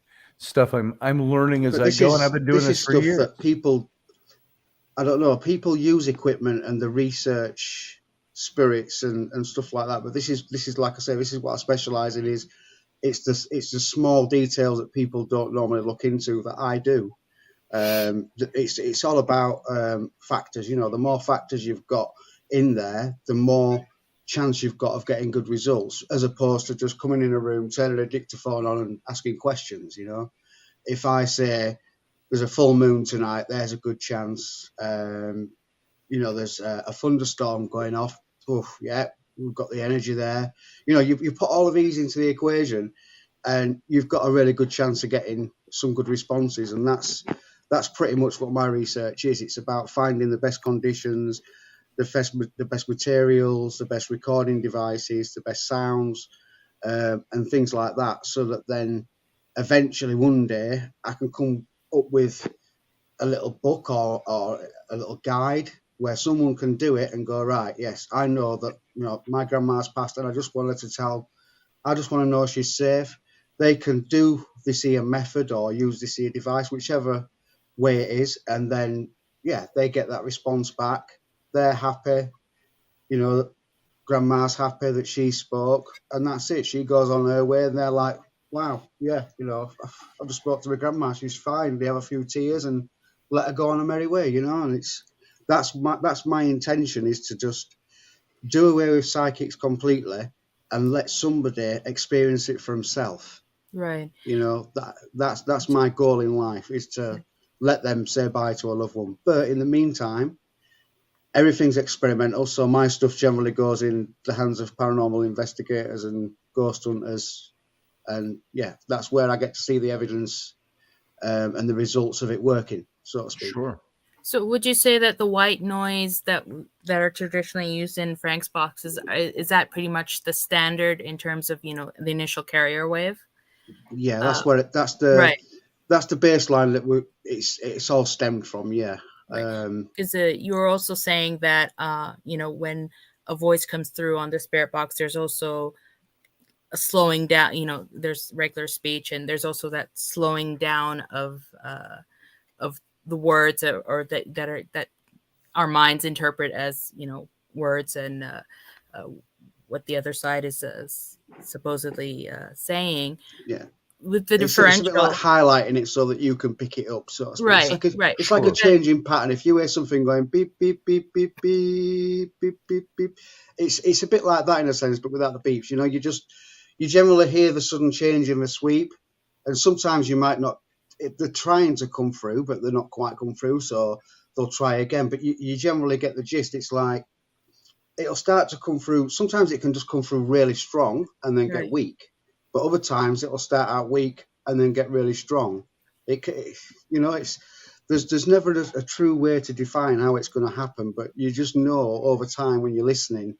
Once you've got a box, you learn how it sounds, and you can just tell when something's trying, and that's when you start urging it. Then you're like, you know, come along, yeah, you're doing well. Yeah, something's coming through. I'm starting to pick. You know, you kind of then work with it a little bit. Yeah, with working with it, could you? I mean, would you be able to modulate to that speed that it's using? I mean, you can adjust the sweep on the box to help it out a little bit in terms of so that you can hear what's being said by slowing it down. That's why we've got the sweep control. But the movement on it has to be very minute. You can't just, like, for example, on my boxes, I generally have my sweep around here. Right. Okay. So if I ever adjust it, it's normally just less than you don't even see it move. And I would do that up and down just slightly, so you can't even tell it's moving. So that's and I would only do that because there's times when no, sorry, I'm not a very educated person. Everything I learn is self-educated, so my wording is really bad, but the repetition, the way it repeats itself over and over, sometimes with any ghost box can get annoying. So you just have to tweak it a little bit, just because it kind of. I mean, the sort of speed differential. You kind of drift off a little bit listening to the sound, and you're not concentrating on what's coming through, and it's kind of like putting you to sleep.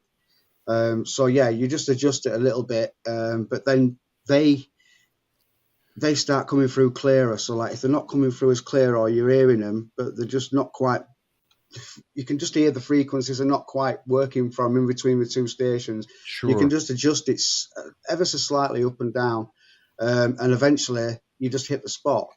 But again, it'll only work for so long, and then this is what I'm still researching, whether their energy's died down and that's why the communication gets quieter and weaker, or whether it's just because of the frequencies that they're using just need adjusting slightly because of personal resonance.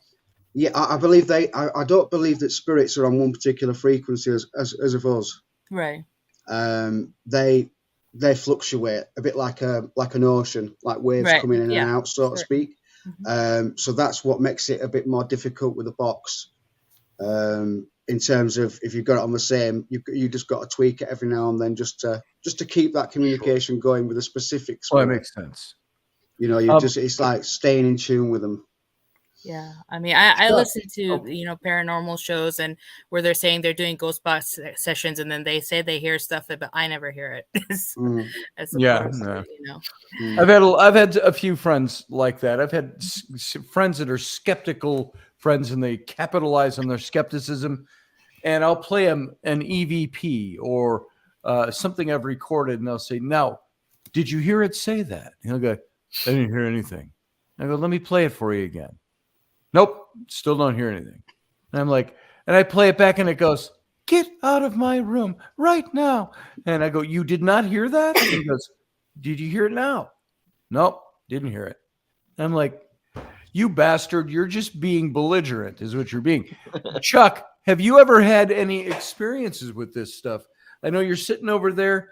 Did you want to ask Mark a question, or have you had any experience doing this kind of research, this work? Hear any voices at night?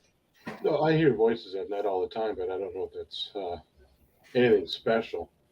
I mean, I've spent a lot of... What did you find as special? That's our doctor. I mean, when I was growing up, I lived at Fort Snelling on most weekends, and you hear a lot of noises, and I never used spirit boxes out there. That was back in 86 to 92. Actual audibles. Yeah, actual audibles. We woke up one night in the middle of the night when a cannon. Sure. And I mean, everybody ran out of all of the buildings because we were all sleeping there, and there were no cannons uncovered, so we're not sure where the boom came from, but it woke everybody in the dang fort up at night. That was neat. That was neat. But I mean, so I've never used spirit boxes. I want to get one. I don't know where to go to get one. So if anybody has a line on, you're looking at the man right there. Right? That he's got a long waiting list, but Mark could probably make you the best, and that man right there, the best that there is. What kind of waiting list do you have right now, Mark? Well, I'll be absolutely honest with you. I haven't made none in a long time because I ended up with mental health issues and stuff. So I put it on the back burner, but there's about 20 boxes to build. Wow. And then I'm back up to speed again. So you can't really see it on my camera there, but just at the back of me, I've got a big line of boxes there with all the tools and equipment in, and all my drawers down here ready to start doing them again. So they're going to be starting rolling back out again in the public soon. I think the next box is 123 is the next box. So that will be the next one to be going out there to someone that's pre-ordered it. I would just say to Chuck, there's probably some good ones out there. I can send you some links, buddy. Well, there are some you can just use a apps that do PSP7. this. I like them, to be honest with you. They're annoying on the ears, but I've had some really good results. And they're on my YouTube channel as well. I've always wanted to try them. I've never used that particular thing during any of the hunts that I've ever been on, or just the camping trips I've been on, the various Civil War forts and battlefields and things. But I want to try it. I feel like I would get better results. That's for sure. Yeah. What about ITC, Mark? This is for people who aren't familiar with what this is. I don't even know what ITC stands for. I'm sure some kind of flip jabber instrumental transcommunication. There you go. I knew it was something like that. And that's it. That's what I was going to say. But those boxes that you can turn on, and I see a lot of these, like Frank did with the Frank's box. They build them into old radios or things that look like old radios and old equipment, and you get a voice that actually speaks to you. It's kind of echoey. I don't even know how to describe it. Describe what an ITC is and what you think about them, Mark. Do you think that these are valuable pieces of equipment to use? What's a good use for it? Do you know the thing is, people refer to ITC as always a piece of equipment, but it's not. It's the form of communication. Okay. So I can give you an example where someone hasn't built it. You go back into the old days, people used to get telephone calls, and it was on the old-fashioned phones that you used to dial with your fingers, and you'd just get a random call with static, and you'd hear people would get loved ones come through that had died in the war, and you know, you hear about it all the time, and that's ITC. You know, no one's created an environment for them or anything like that. It was no intention. There wasn't an investigator there that's doing ITC as such. It's just that's what it's called. That's you know, that's it's a bit like you call a UFO. You see something in the sky, you don't know what it is. You call it a UFO. Mm-hmm. Yeah. So ITC is that. But when people think of ITC, they think of a device that someone's made all the time. So, for example, either one of my apps is ITC, my Coultous box is ITC. Using a dictaphone and asking a question in a room is ITC. You know, using a piece of paper or a piece of polythene going like this over your microphone is ITC. Okay. You know? So, yeah, ITC is many different things.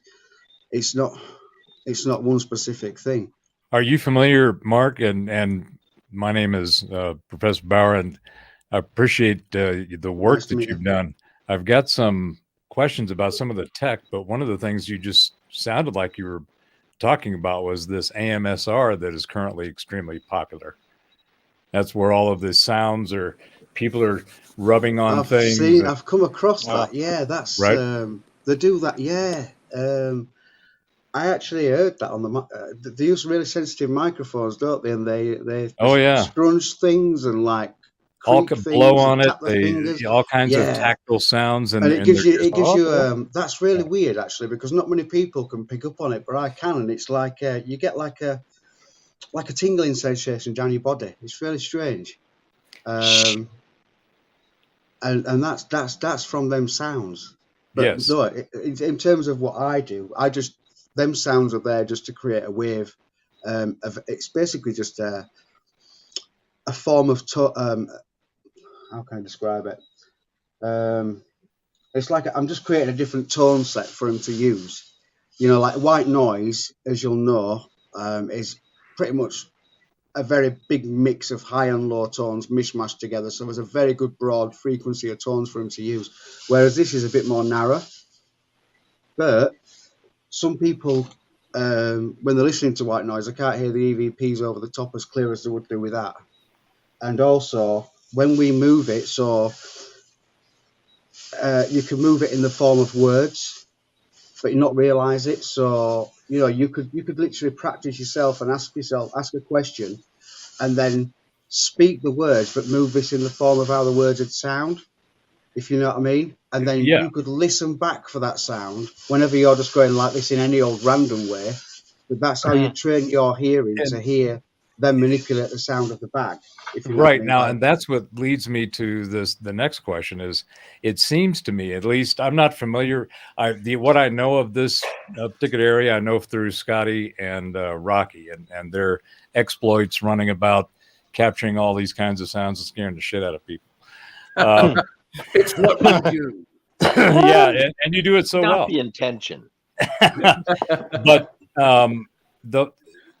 to me, the thing, all of this is a part of our psychic nature, the way that our mind and our consciousness function. It's a set of frequencies, Mm-hmm. and we either are aware of them and can resonate with them, be aware of them, or not. Right. So we have the band restriction, which our biology only knows, you know, we get this much of that much of whatever it might be, sound, light, etc. Right. And that all just points back to this thing. The way I look at the cosmos is that it's all frequencies. That's why I made the point of vibrations and frequencies in the chat. Energy. So if everything is frequencies, then we're going to look at everything differently when we start thinking of it as frequencies. Now, what's interesting is there's not only extremely accepted empirical data in the science communities across all these different disciplines of science and tech and energy and all of that. But there's one thing that's also consistent, and this is what it's a long way around Harvey's barn, but I'm getting to the point that I wanted to make about your work. All of these things are ways in which to measure or to capture and try to monitor and see these different metrics, this information floating about, right? Yeah. Well, to me, it's really another form of divination. Yeah. I've heard that said. Which is why I always say it's not so much the device, it's the user and their bond with the device that you can brings through. You can actually manipulate the device to say what you want it to say if you think hard enough about it.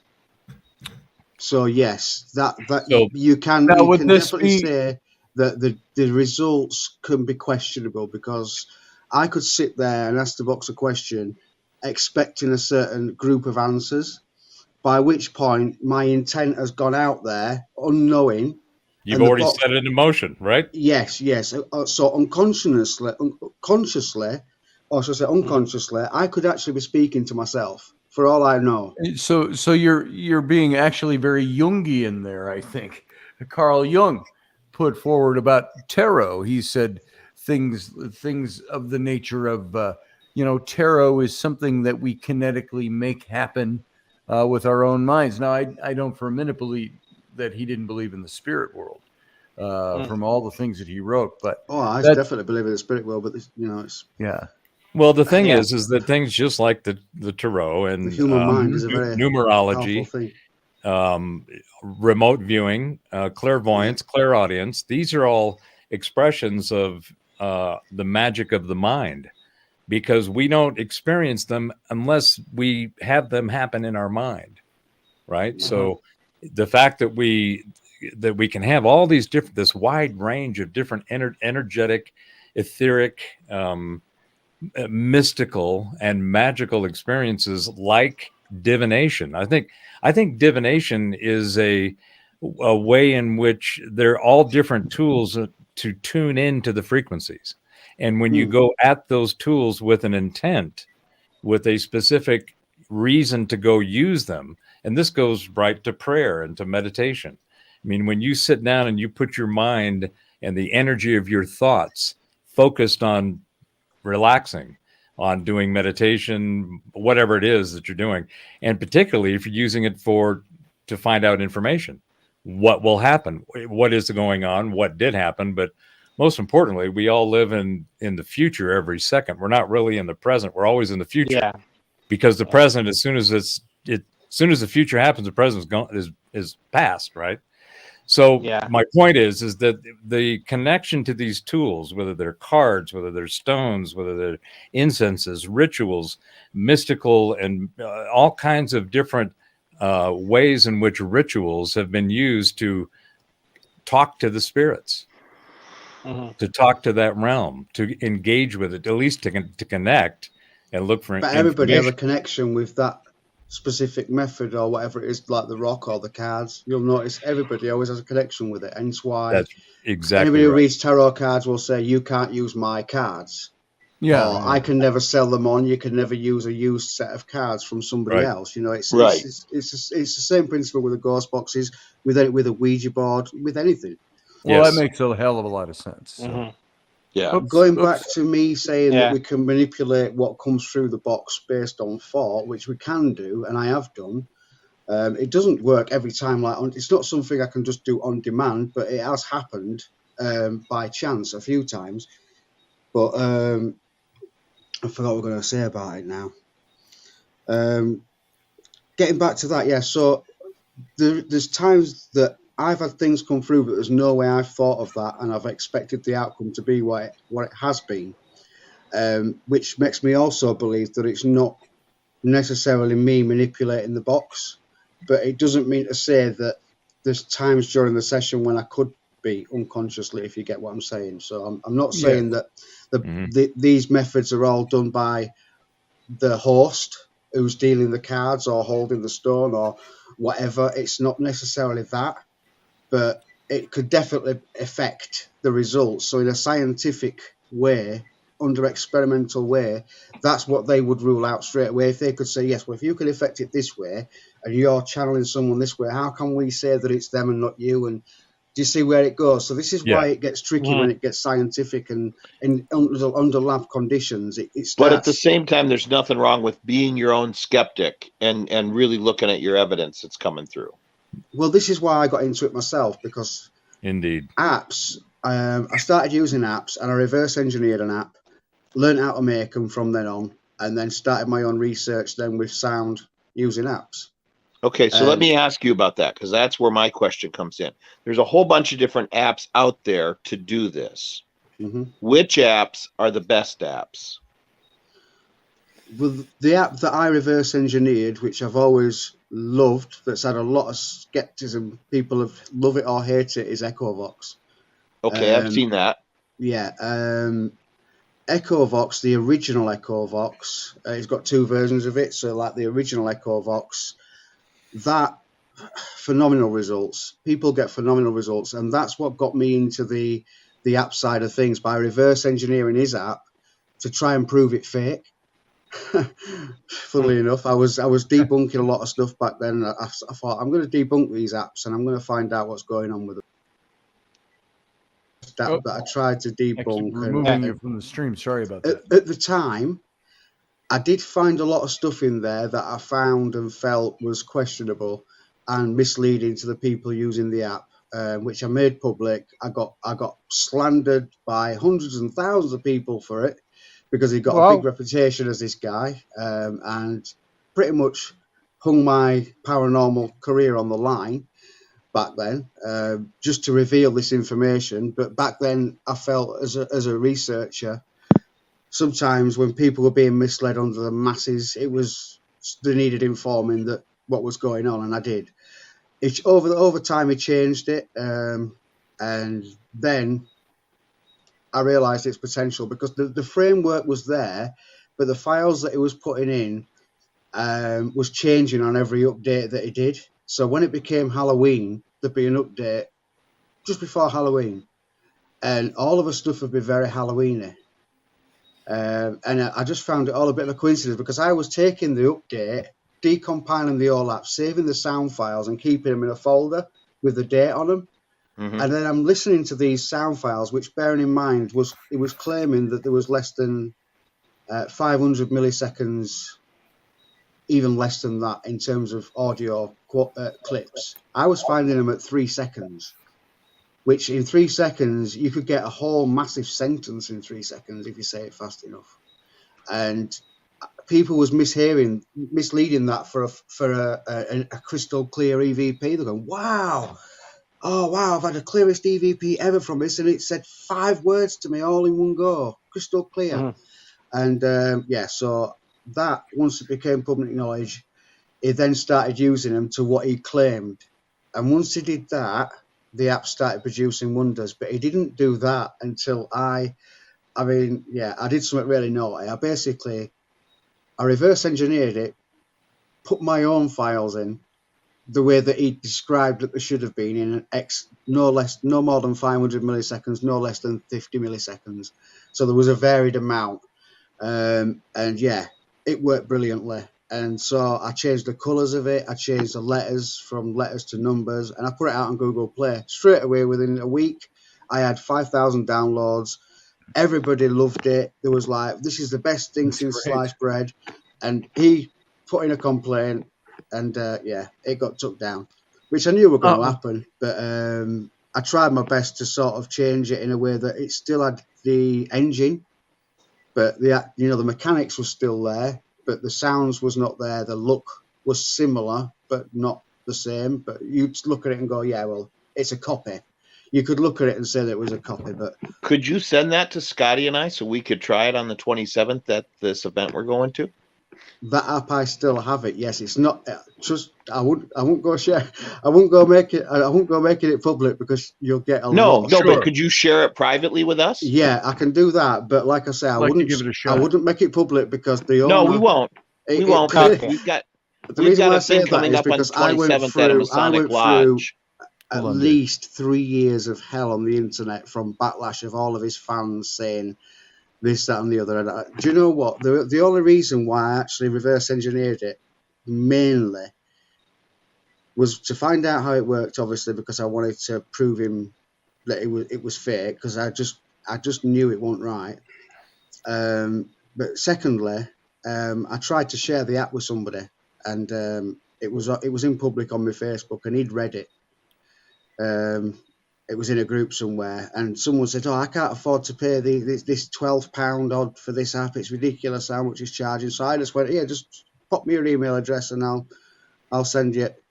You know what I mean? He'd seen it anyway, and Sure. I never even got to send the guy it, and he was angry naturally because he was charging for it. So hats off to him, he was angry.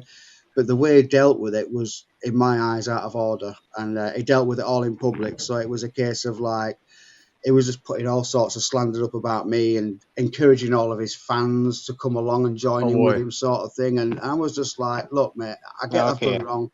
You could have just messaged me in private, called me every name you want under the sun. Yep. I would have happily accepted that. You know what I mean? I would have apologised and said, yeah, I've made a mistake. I shouldn't have shared your app, mate, which I never got to do in the first place. But I would have understood, and in respect to that, that's why I put it on Google Play as a bit of a FU. You know what I mean? Nice. And Let me show you what sometimes you sharing got to looks do it caused that. hell in the paranormal scene for a long time, and yeah. Hey, Mark, what was the name of the software? Chuck was asking in the chat room. It ended with the second word was Vox. You were mentioning Echovox. Echovox. Echovox. Yeah, it's a brilliant That's piece. what I thought, but I didn't want to type it. Like I said, this is the app that was originally misleading people, but I would use it hands down, no problem now, because it's obviously changed a lot in terms of the files that's in there. But yeah, I'll give you a little tip. If ever you want to look into an app that's got audio files and you want to really reveal the true nature of it, all you have to do is on your mobile phone, I can only do it on Android, you need to look up for an app that will back up your current apps to an SD card. Now, usually it won't just go to the SD card. You can save it to your normal memory as well if you want. So, for example, if you downloaded one of my apps, you could then tell it you want to back it up. So what it'll do is it'll compile it back from split up files all over your phone into just one zip file, so to speak. But it's not. It's an executable file that'll extract. So all you do is you put that on your PC and change the file extension to .zip, and you can extract the whole project onto your computer. Now, a lot of it's encrypted, so you can't read it without decrypting it. But the audio files are perfectly there, and you can listen to them all. So, yeah, cool. If you wanted to find out if an app's genuine or misleading people, that's what you do. And you'll be shocked. I mean, I'm not going to name names and stuff like that, because I've learnt my lesson from going public and saying what I think about other apps and stuff. So I'm done with that. But that's how you do it in a nutshell. You just literally recompile it back into a installable format, and then just put it onto your computer, change the file extension to .zip, and just extract it, and there you go. You'll see a folder in there with audio files. And like mine, you can do it with mine. You'll see all the audio files that are in there, and you can play them all on your computer. And you'll notice that what I've done is I've got like audio books, reversed the sound, and then chopped it up into. I use audio software where it'll randomly do it from say 500 milliseconds to 100 milliseconds, or I could do it in different forms. But it never usually generally goes up over 500 milliseconds, and then it just chops them up. The audio book. So I'll say 10 minutes of audio book, chop it all up, and then what I'll do is I'll name all the files from 1 to 10. Bearing in mind the audio book's backwards, so then the audio files I'll name from 1 to whatever, but then I'll use a randomizer to then randomize that number format. So the audio, because you've got to think, if I've just split that up into segments, it's still going to play in order 1, 2, 3, 4. So you're still going to hear the audio book play, but with jitter sounds in it. So, and if I've got a random code in my app to pull out them at random, that's fine. But just to make it even more randomness, I just get a random number generator on the 1 to say 1,000, random number them again, rename them. So now they're no longer in order. If you're playing 1 to 10 or whatever, they won't make a full word anymore. It's just gibberish. So, Mark, what have you looked at or used any of the reverse speech techniques in deciphering some of the files? I love reverse technique. You know, reverse is a lot better because your ears can, when you've got forward speech, it's a lot harder to pick up on stuff than it is in reverse because it's just gibberish in reverse. So stuff generally stands out more when you start to hear a full word in reverse. But in saying that, it can be misleading as well because there's many words forwards can be something else backwards. And it can just be a genuine word that's repeating backwards, and you think, oh my God, I've got a spirit coming through because I've just heard that crystal clear word. But it just so happens that that would happen anyway, naturally, you know, when the word's said in a certain way. So you've used reverse speech techniques on your audio that you've captured? Yeah. And I've used, well, my apps are reverse anyway, like Coultous Box ITC2. That's the files that are in there, as I've just explained, is an audio book reversed. Chopped up into random bits. So one bit could be 50 milliseconds, the next bit could be 250, the next bit could be 500, 75, and then I've just shuffled all that up again, and then the app reshuffles it up again. So is that how you hear it? You hear it in a randomized sequence from some segment generator? Yeah. You hear it all randomized, and what'll happen is, again, sometimes you'll hear it slow down or speed up at a certain word. If you go by that baseline with whatever you're using, you'll generally pick up on more. You just hear the flow change in how the app or the generator is creating the sound. Amanda asks, apps on phone, would they be hampered by the phone's current? Hampered as in like affected, would you say? If mean, if you a cell phone, all of our phones have a full set of frequencies that they are sending and receiving and generating from, just being phones. So how much of those the are the carrier waves? Those frequencies inside the phone and everything. So like you identify them as a carrier wave, and then Okay. But if you was using it for, say, like I've got an app out there called Ghost Shark, and what that does is it records the EMF energy from your device. Now, obviously, it can be questionable because we're picking up magnetic energy, but we're also picking up the phone's energy as well, which can affect. If you was doing it in a scientific way, you can't really say that that's always spirit that's making it increase, because obviously your device is constantly putting out radio waves every few seconds to say to the tower that, yes, are you still online? Yes, I'm online. There's that constant do the little flow. There's always that going off. There's texts and stuff, updates going on your phone that you don't realize. But I mean, with that said, so naturally you put your phone in airplane mode to rule all that out, and then. So your screen runs on a certain frequency, depending on how many hertz it is, which again is a frequency of sound. Even though we're not seeing sound on a screen, it's using what range is that frequency set typically in? Does it have some kind of? Some screens are 120 hertz, some can be 144 hertz. It's a bit like on your monitor. If you look at your my computer monitor, it's on the low range. It's on the low range of what humans can hear. Yeah, but this specific carrier wave is what's actually carrying the signal for us to view on our phones. I'm on about the screens now. Okay. So this is just putting into perspective that carrier waves are used for everything, and spirits use them as well. We just don't realize they're in use, unless you're really in with your electronics and stuff. Like sometimes it's hard to find something if you're not looking for it.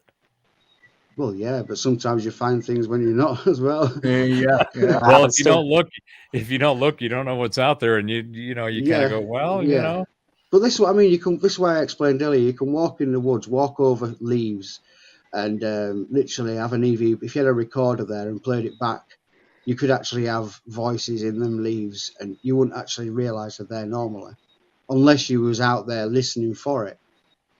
then you would notice Right. it. But there's just so much goes on in life that you just don't realize. You just brush it That's off. the old as- if a tree falls in the forest and nobody's there, do they hear it? I was that's just Can it going be to say heard? that. question. That is the Professor question. Bauer, I was just going to say that one, but I was Yeah. going to use a different version. I said I was So- literally just going to say if a tree falls in the woods and no one is there to hear it, can my wife still blame me for it?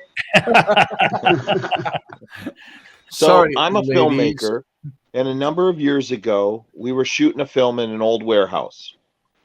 And I was saying to the actor who was doing an old vaudeville bit where he was describing what a mime was doing over the radio, right? And he wasn't quite getting it. And I said, no, I want you to call it like you'd call a baseball game. And so then he goes, okay, I know what you want. So when I'm doing the editing and I'm playing back across 3 different channels of our wireless mics, all of a sudden we pick up the sound of somebody calling a baseball game. Now, we shot this in mid-January on one of the coldest days of the year. Is There was this, no baseball going on anywhere in the country. Is this Shoot the Moon? That's awesome. Yes, This yes. was When we Shoot the did Moon. shoot, I Take was the Moon. in that movie. I'm just And- saying, I'm a star. and literally what you hear after I say, no, call it like they would have called a baseball game. Now, the film is set in the 30s, and all of a sudden, over 3 channels on the mic, you hear, he's on first, he's running, he's stealing second, And then there's good like, voice. and it's like in that really high-pitched voice that the Yeah, radio the old- announcers did in the 30s. Right. And Yeah. and it was clear as day. And my editor and I Oh, looked yeah. at each other, and it wasn't on one mic, it was on 3 different mics. And we're like, Wow. where is that coming from? That's awesome. Uh-huh. Nobody That's pretty did that. cool. And we weren't doing an investigation. We weren't trying to pick up EVPs, but we clearly picked up something that we Time can't signature explain. something, yeah. That would tell that. have been probably something to do with all your energies because of the nature of why you were there and everything and the energies you were putting out unknowingly. When Or you said knowingly, that- I think you were Yeah. talking about intent earlier, right? Mark? Yeah. So Because- when you've said that, Spirit have obviously picked up on that and just just come through, just like as though because you've got to think sometimes they don't realise they're dead, and they'd be there with you, and you're thinking that you're there in their time, and they would have picked up on what you've just said and probably just come through and just said it like that, maybe, or I don't know. It's Well, the other thing that came but the through from intention, I that think, shoot, definitely triggered the event. I wouldn't say the event came from the minds of the people around at the time, but I would definitely say that the intention of why he was there and everything triggered the event to happen. the other thing we picked gave up it more on that energy shoot, to get and going Yeah, and yeah. manifest. It yeah. was just it was appropriate for it to Yeah. happen. You know what I mean? Yeah. The other thing we picked up on that shoot, and again, it didn't show up on any of the video cameras, but I had a still photographer there taking pictures, and we caught 5, 6 different orbs in various frames that were around us in that building that really stood out, that were clearly not dust and clearly not insects, but clearly glowing orbs. And they didn't show up on any of the video cameras.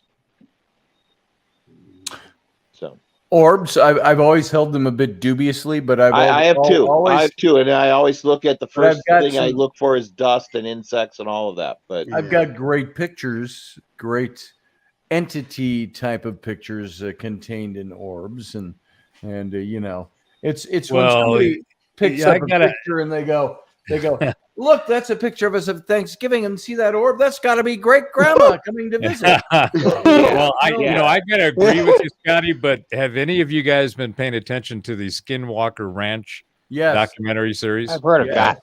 yes. I've Because not there really I used is to be watching friends it with lately. Dave Miller. I used to be a guy called Dave Miller. I taught him how to make apps. We're not friends anymore. well, the But yeah, series. he's done a I lot think on the they're- Skinwalker think Ranch. they're He's gonna- been there and done loads. I think they're about to begin the 3rd season, but the last season, the technology that they used and the all of the anomalous Hey, stuff over that there in Chuck's can. they captured with all the different tech covers everything we've been talking about tonight. One of the things they have found on a regular basis is a frequency that pops up at 1.6 gigahertz, just spikes, and it's in particularly when they are doing certain experiments. Okay. They've got 360-degree massive night vision cameras. They've captured aerial phenomena that just doesn't make any sense. You can't, there's no explanation for it. And the resolution, the quality of the telemetry is, of the best that you can get. Then the last thing that they did is they brought out a guy who made, he's got this drone, and he takes gazillions of pictures and flies over and then creates a 3D environment so that you have an actual dimensional view of whatever it took images of.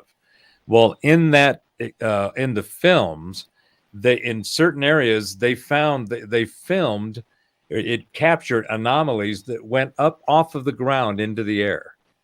And all of the pixels were taking a picture of this energy column that you couldn't see without this drone telemetry. And there's no explanation for it, of course, because nobody's really seen or captured anything like this. But the data. Let me interrupt you for 1 second there. Hey, yeah. Roy. I don't see Roy in here very much, so I'm saying hey to him in the chat room before he thinks, oh, he's ignoring me and moves on. All right, go ahead.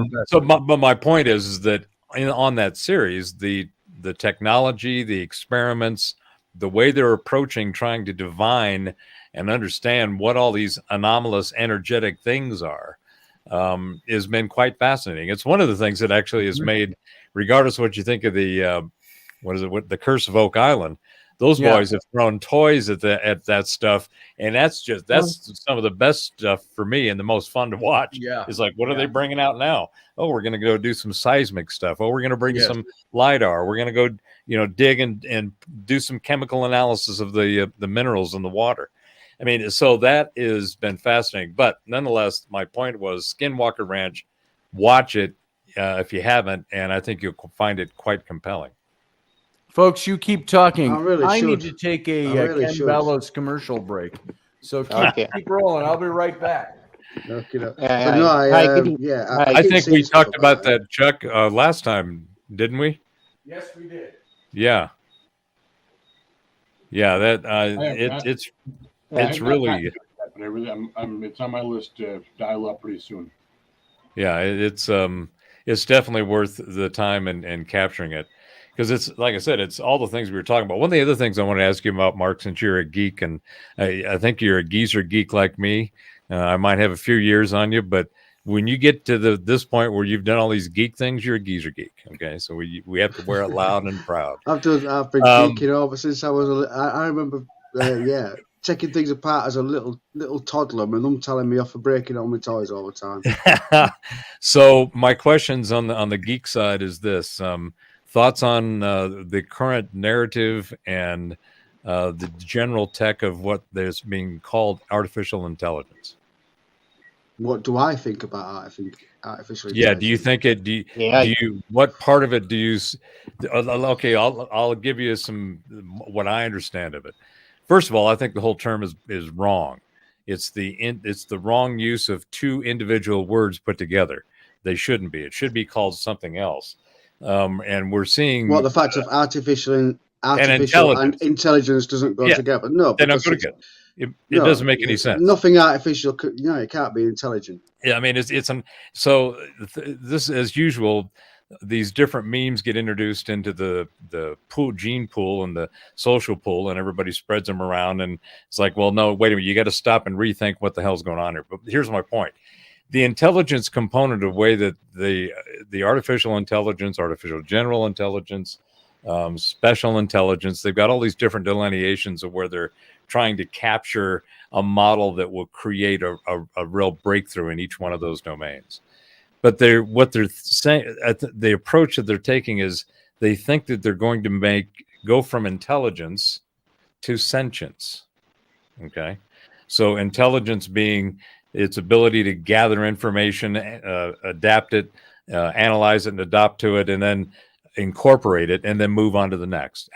What's the efficiency, right? Smart is when it's looking back on itself and it's seeing how well the intelligence model is working. So, but consciousness, sentience, being self-aware, that's the big controversy that's got some people excited and looking forward to the future, and some people who are fearing it. What are your thoughts? I don't think it's possible for an AI system to be self-aware, because based on how programming works and my experience on programming, everything runs from a set of values, if you know what I mean. It's all predefined. Yes, metrics. And everything has a start and a language. finish, so it'll start from zero to 5 or A to L. Everything has a set of perimeters always. Now I've tried to think about AI myself. I've thought about a central thing with different memory factors for different things, and I've tried to get my head around it many a times and how it could work. And I don't think there is no such a thing. No system can be intelligent. It can think it's intelligent, and we could think it's intelligent based on the collective of knowledge that it's had, which is more than what one person would give. So, for example, I believe, one of my beliefs, and you'll probably all laugh because I'm a big tinfoil hatter, but I believe that Zuckerberg is a robot. I honestly believe he's a robot, and I believe that everything we say. I believe everything we say on Facebook and every situation that we have and put on video and stuff like that goes into that big collective mind. And this is why I think they've cracked AI, because they've got they know how everybody thinks and feels, and they've combined it into one conscious mind. So they've combined everybody into one and think that they've cracked it. But again, it's taken information of everybody. When everybody's mindset changes after so many generations, would the AI's mindset change? No, it would stay in that same pattern over and over again until it's exhausted every possible combination, and then it would reset back to start of when it first was created. It would never progress. It would get to a certain point, 99999, and reset. It would never advance any further than because that. the last 5 years have not been good years to be sampling. Very true. We did not set a good example for our future selves. but that's the be all and end all of it. Everything has perimeters, and there's always a maximum perimeter. And see, and isn't that the important thing? Maximum amount of combination, a bit like password cracking. If you've got a 6-character password, there's only so many combinations before you've cracked it. Yeah, you can never have any more, because you've existed all possibilities, So, and it's the same with an AI system. They can give it loads of seeds that can plant and grow, so it looks like it's progressing, and they're branching off and they're branching off. But again, there's an end amount of variables for the whole project that'll just go. And that's a great segue to my next question. We've run out of cycles, so now we're going to reset back to zero.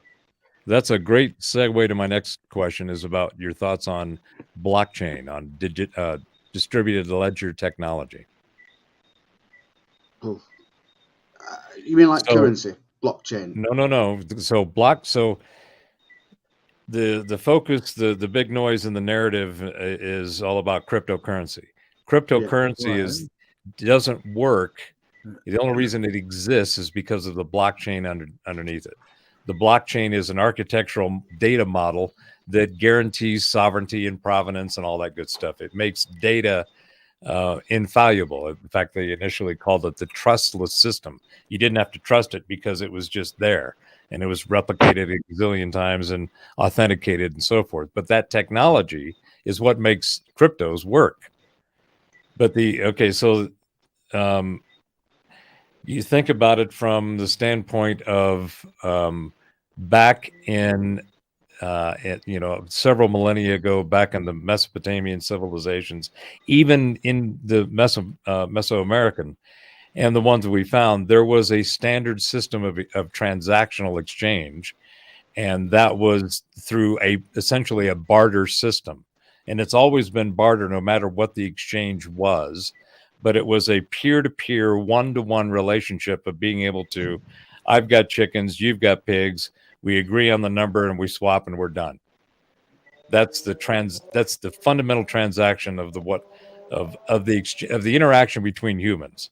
Well, now it's this big, complicated, complex system with all kinds of intermediaries, off ramps, and bridges and potholes and everything else. It's just, it is not capable of handling the kind of transactional ability of what would be the most pure, which is barter. And So Professor Bauer, the blockchain is a barter system. My people will have to see your people on this one. Well, I'm not doing a good job of explaining it, but I wanted to get Mark's opinion on it, because in my opinion, the combination of AI and blockchain are the way those two technologies are going to be the fundamental components of what we're going to do going forward.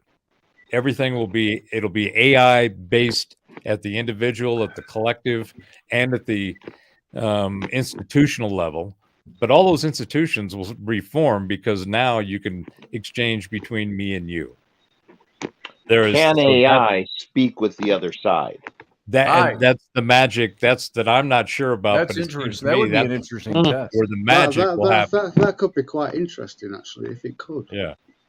But then again, if it could, how would we know if it is? Because it doesn't always have to display an output for us to see to know that it's actually doing it. And therein lies the challenge of managing it and controlling it, putting the parameters around it so it does what you want it to do extremely well. And you only add on as it gains, you gain its trust, or it gains your trust, right?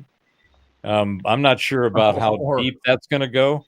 I think that the bottom line was, I think AI and digital ledger technology, DLT or blockchain, if you don't know, or if you're not watching it, I would, because it's going to be the fundamental components of the building blocks that we use going forward. And that is really exciting to me and scary at the same time.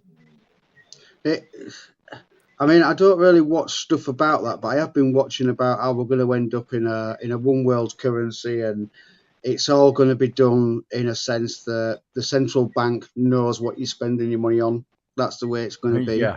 As opposed to the old system of cash, where all those banks are you can go and barter, you can spend your money on whatever you want, and nobody can trace the cash. Whereas, now, I mean, if I make a bank transfer to, say, like Walmart, I go in there and I buy something, and then at the end of it, the money comes from my account, but not straight away. You know the thing, it disappears on my end, but they haven't taken the money till the end of the day, and then obviously even then, the central bank doesn't know what I spent my money on. They just know I spent it at Walmart. So in terms of the AI system and control, what's going to happen is the new system is going to literally know every penny that you spend on what you spent it on. Yep. And at first, we're going to get that financial freedom where we're not going to see a difference. We're going to be like, well, what's everybody bothered about? This is great. This is great because now I'm getting targeted with ads that know exactly what I'm shopping for, and what exactly I need is coming to my door or coming to my email in form of an ad now. But not just that. If the government disagrees with what I'm spending my money on and thinks that I could be spending it more greener, then they could penalise me in ways that financially I'm strapped for, or they could examples, if they don't want you to travel, which it's clear they don't, which is why they're making electric cars. They want everybody living in small cities where they're easily controlled, and the financial system will be at a point where the AI will go, you're 300 miles away from home, you're not allowed to buy anything within 20 miles from your home, for example. Yeah, and if your ESG and your woke score is not appropriate, then you'll end up in things Japan, like PayPal. where they've got Did you guys hear about PayPal this last week?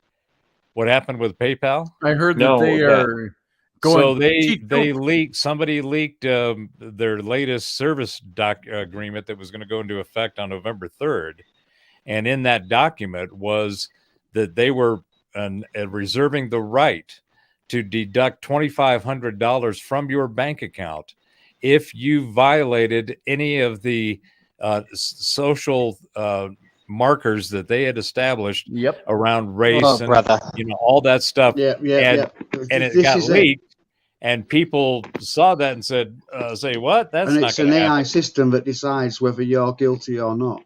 based on the information that it the reads. pushback, fortunately, PayPal came back and said, "Oh, that was a mistake." Oh, that It was wasn't they supposed to be in apologized. Oh, that was a in mistake. that version, all the typical bullshit. But the point That's a is sign of what's to come, though, isn't it?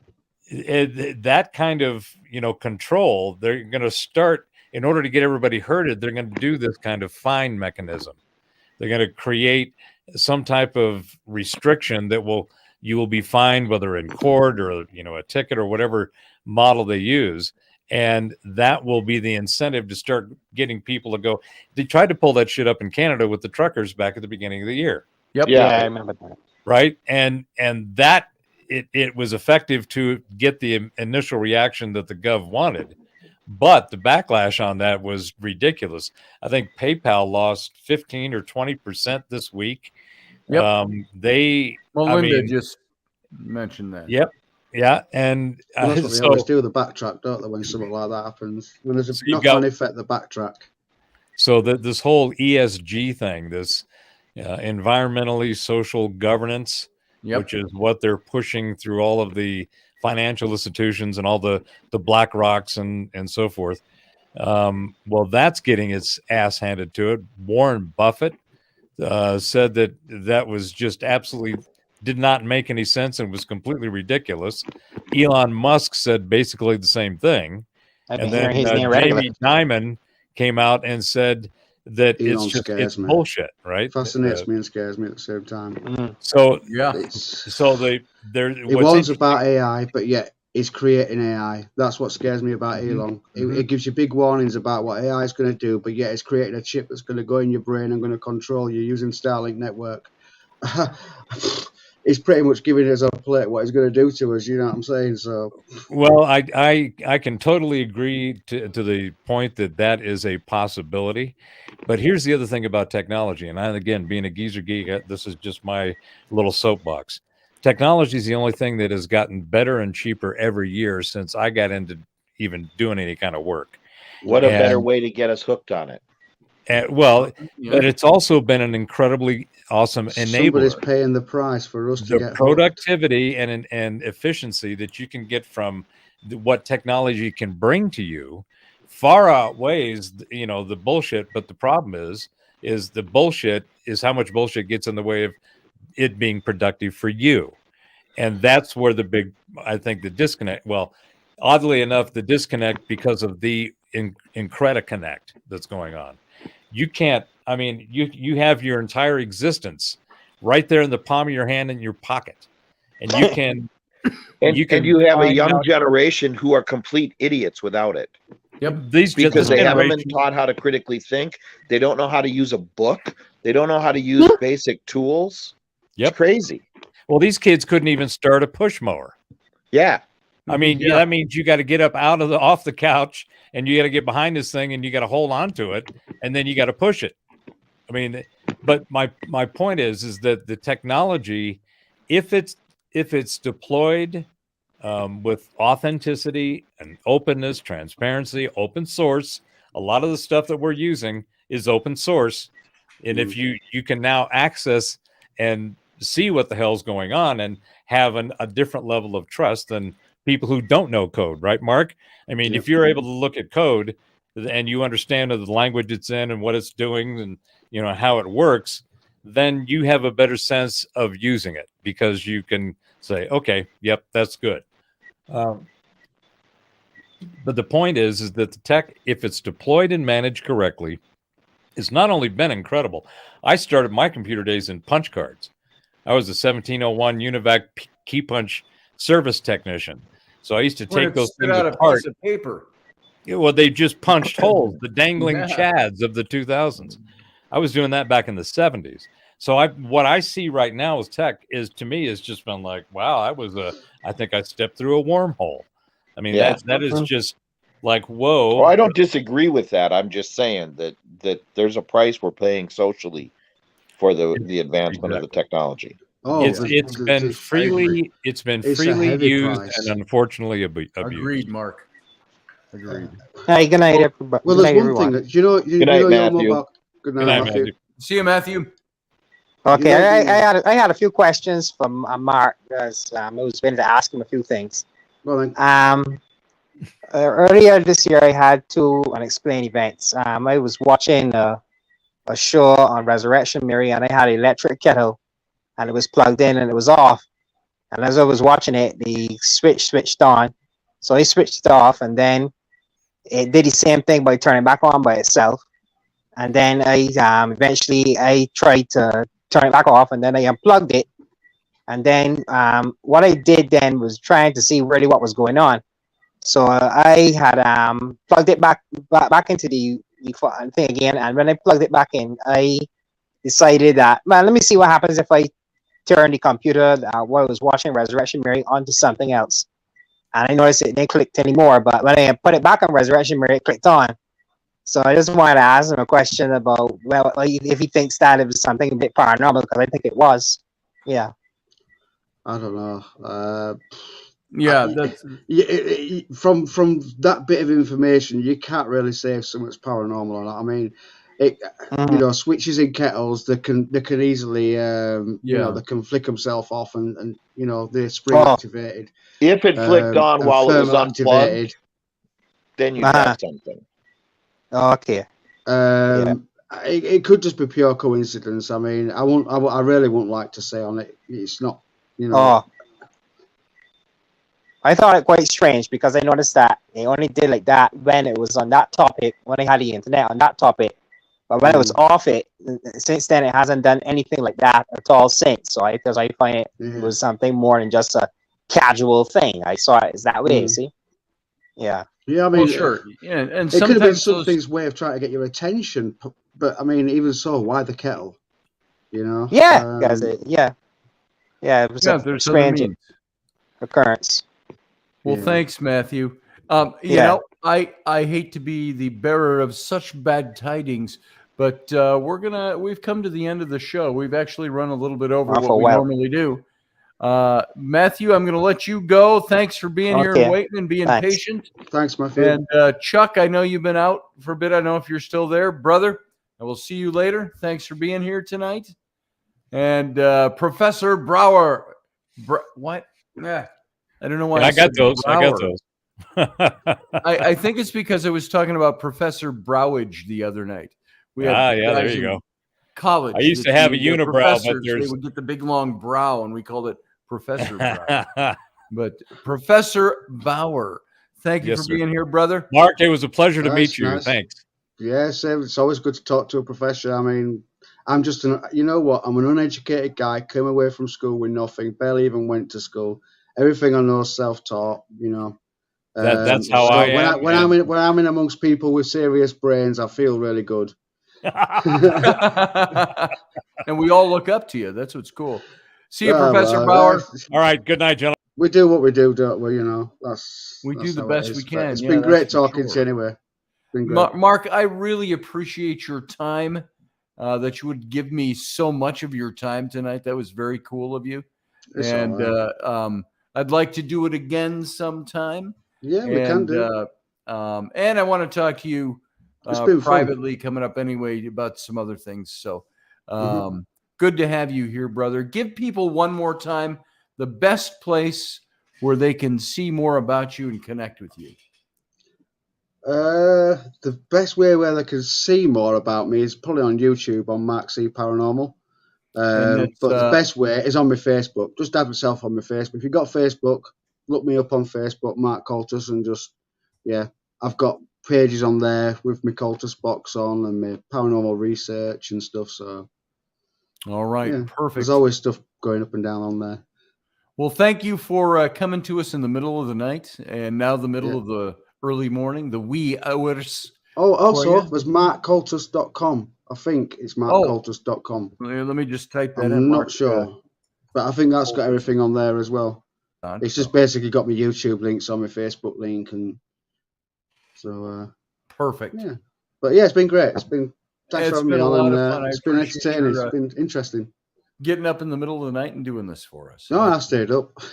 Oh, well, there you go. I stayed up, so I hadn't been to bed yet, so I'll probably stay up for a little bit now. Right on. Yeah. Well, you have a fun day doing whatever you're going to do, sleep or work or whatever. A good Saturday. And thanks again, brother. We'll see you again soon. Yep, no worries. It's been great anyway. We'll chat Good soon. morning. Yeah. All right, folks, that was Mark Coultous.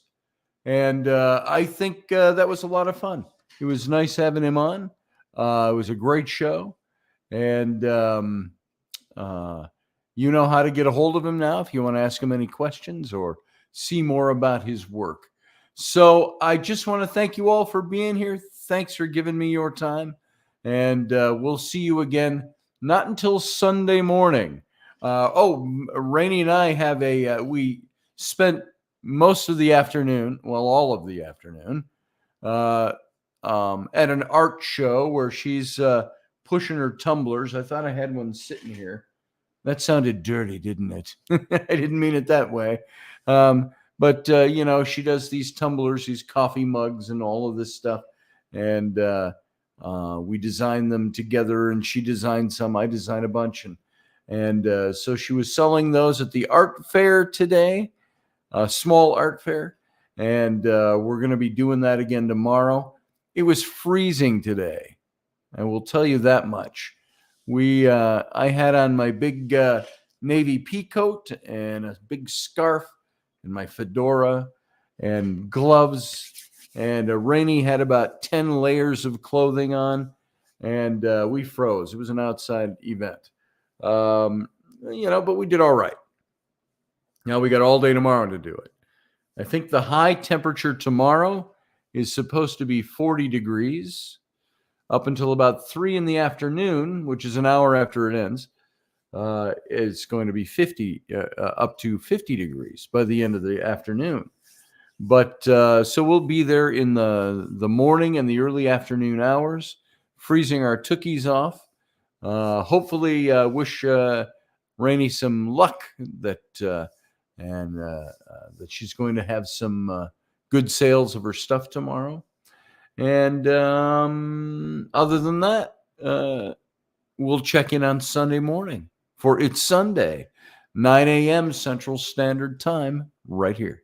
And so, thank you. Yeah, ouch is right, Pixie. It was a little cold. It was 40 degrees today. Those of you in England and other places that use the metric system, I looked it up because we're going to mention it to Mark. 4.4 degrees is 40 degrees. That's Celsius. So that gives you context. That's what 40 degrees is here. So we were outside all day in that. And that's not bad. If the sun's shining and there's no cold breeze blowing, 40 can be okay. Just remember, at the end of a long, hard, cold snow and ice winter, when it hits that first 40 degrees, you're like outside in shorts and flip-flops and enjoying the sun. You go, man, this is like basking in the Caribbean heat, at 40 degrees in March. But this is 40 degrees in October. And so it was awfully cold after having just a few days ago 82 degrees. So half the temp. Yeah, what snow, says Field Guy. Yeah, I'll send you some. I'll put it in a Ziploc bag and send her down. So, the snow was not fun to see this morning. It was pretty, I'll admit. But that's as far as snow goes for me anymore. It looks pretty in a picture, in a video, but not when I have to get out and drive in it and stuff. But it wasn't bad this morning either. All the roads were clear, and the snow all melted off by noon. So, blah. How's that for not being able to say goodbye? I can't quit you. So let's get out of here. I want to go to bed and do other things and stuff like that.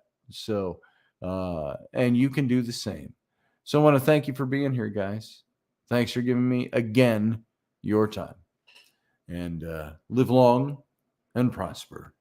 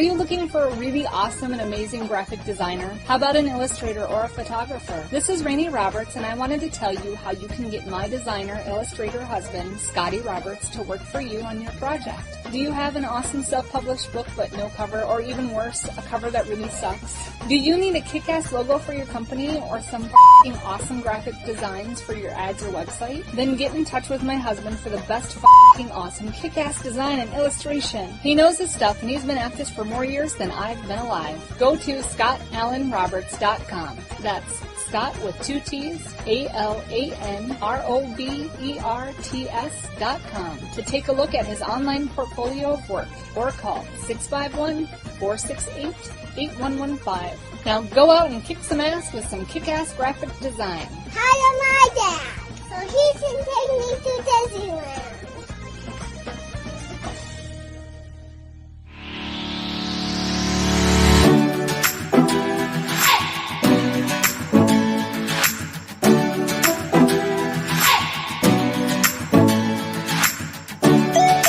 You're listening to the Intrepid radio program with Scotty Roberts.